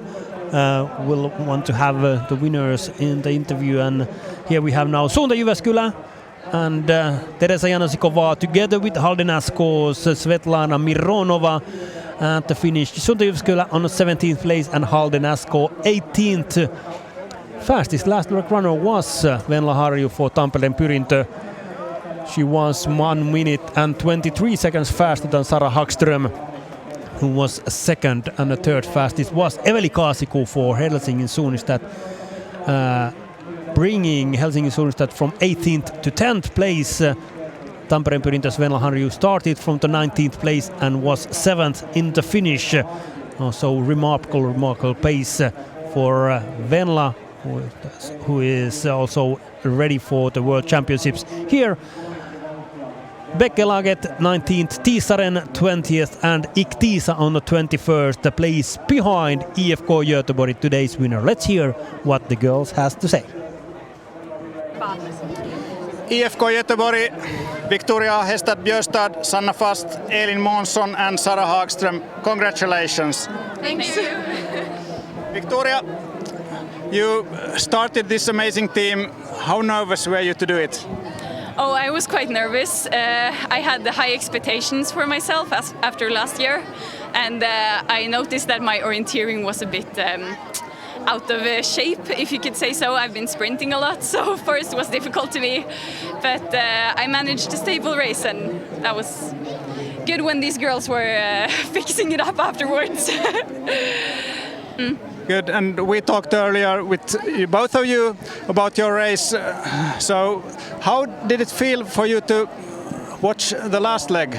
Were you nervous or confident or both? Yeah, as I said before, it's always more nervous to stay on the side than being in the forest. But I had a big amount of trust in both Elin and Sara, so I wasn't too nervous. We have seen this kind of domination for IFK Göteborg in the last years, especially in the men's team, and the women's team have been close many times. Now you made it all the way to the end. What do you do in your club to make this happen? I don't know. There are many good runners that push each other on every training, so yeah, it's an amazing place to be. Sara, how was it in the forest? All alone with huge pressure, but you knew probably, at least in the beginning, that you have a big gap. Yes, it was wonderful. It's so cool to run on these stony areas, and I saw a lot of people, but suddenly it was quiet, and then I realized, okay, this is the fourth leg only controls. And yeah, I tried to just trust myself that I did a good job, and yeah, not to be too nervous for the people behind, and that seemed to was the right way. When were you certain that you are going to win? Oh, not until I met them at the last control, because I thought I saw someone behind me, and I was not so sure that my shape is the best. So I thought like maybe they had caught me, but then it was fantastic to run with these girls in the running. Describe the feelings that you have now. Oh, it's so amazing. We have been chasing this victory for a long time, all the time since I've been in the club. So yeah, it's amazing to finally reach the highest number. Thank you and congratulations once more. Thank you. Historic moments for IFK Göteborg's women taking the first ever Venla Relay victory. What a dominance can we say for the ladies' excellent work from start to finish. We have now 23 teams in the finish. Iktiisa, Linné and Westergivik last to arrive here at the finish line, and now we have here fight for the next places. Top 30 first here. IFK Mora, UL Norska, Järla, and then Angelniemen Ankkuri on the 27th place. Ravinen has punched also on the last leg. Helena Bergman, and also for Malungs, Johanna Börjesson. There is a good fight between these two teams, but Börjesson is faster. Malungs is 28th, Ravinen 29th. And 30th team is Sävedalens AIK in this year's Jukola relay for women Venla relay, before Tullinge and Stura Tuna, who was one of the favorites for today's competition, but lost their on already first leg Stura-Tuna today 32nd. Best Finnish team was Kalvarasti and Marika Teini as the last leg runner. Let's go hear what Marika has to tell about today's relay. Marika Teini, Kalvarasti, best Finnish team today in 4th place. Is this what you expected? Well, I didn't expect to make so many mistakes. Yeah, but our position is good and girls did good job, but well, I had some problems in the beginning and also in the end of the race. What happened there together with Uko Koorekaisa, Liisa Riisby? Well, I made a mistake. I was in the lead and trying to make a little gap to her, and then I read contours wrong in the second last control and went to the wrong side of the slope, and yeah, that's it. Did you look behind you at that point? No, of course not. Yeah, well, it could have been a good idea, but I was so sure that I'm going to right place. You had a good gap behind you, so you had no need to do that. How did your running feel? I understand that you have been aiming on sprint more or less this spring. Yeah, this was my 3rd time in the forest after Tiiumila, so well, it was okay. Of course, it didn't feel so good than when I have run a lot of in the forest, so I felt that I was struggling a bit when it was more difficult to run, but well, mainly it was so good runnability that it wasn't a problem. Thank you, congratulations. Thanks. So, Venla Relay 2022 is now behind us, and we are trying to take our views towards this evening, and Jukola Relay will be starting at 11 o'clock Finnish time and will start at 10 minutes before that. We saw a very interesting and also a little bit dramatic. We saw a few favorite teams dropping out because of the mistakes, but then we saw, of course, the dominance of the winning team, IFK Göteborg. We saw excitement, fight between the last leg runners, and all of that I believe we are going to see also this evening when the Jukola Relay starts. Now it's time for us to look at the starting order of the men's relay and a little bit who will be dominating that. How open is it? Or is it going to be still Stura-Tuna taking a 3rd in a row after Kangasala and Rovaniemi now here at Mynämäki? We'll keep open the camera for the finish line for maybe 15 minutes, and after that we are going to have the top 50 in the finish, and then we start again 10 minutes to 11 in the evening just before the Jukola Relay starts. So, EF Live from Mynämäki will continue in the evening. Thank you for this and welcome to join us in the evening when the men start their relay and the big group starts there behind my back towards the first controls in today's Jukola. Wish you have enjoyed. We'll see you in the evening, and we keep this image open for you for the top 50 today finishing in Venla Relay. See you in the evening. Bye bye.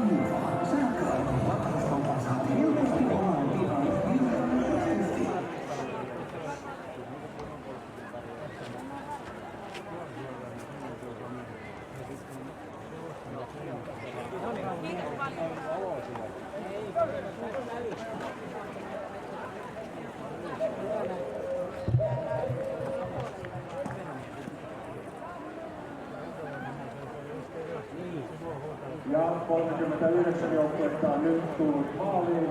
Exio, SUK, Tapia, Verilander.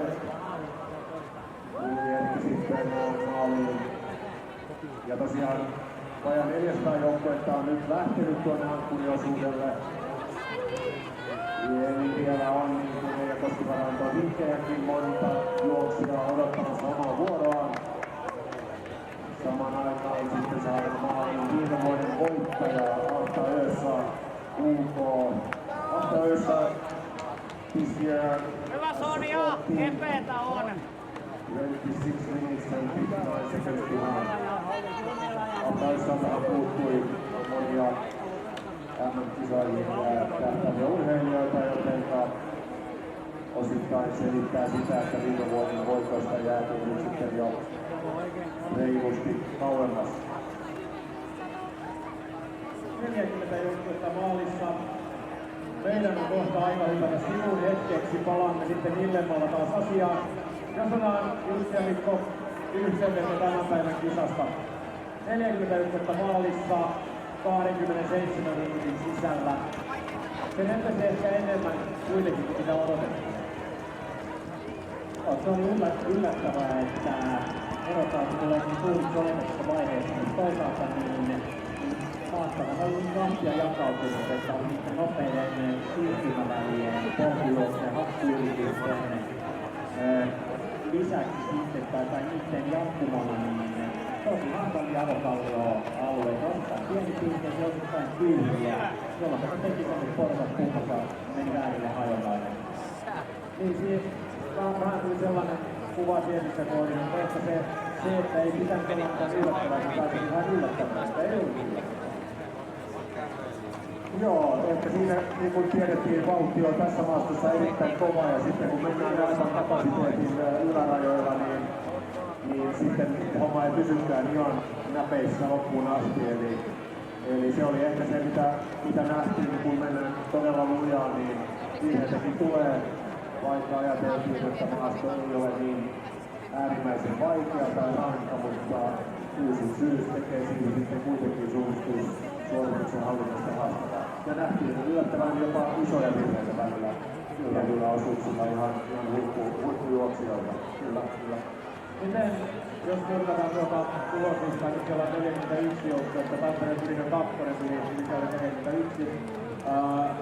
Göteborgin tiedettiin ehdottomana yhtenä ennakkosuosikeista.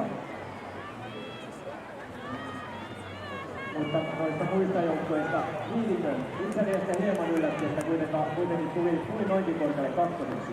Mitä mieltä olette Liivikön suosikeista?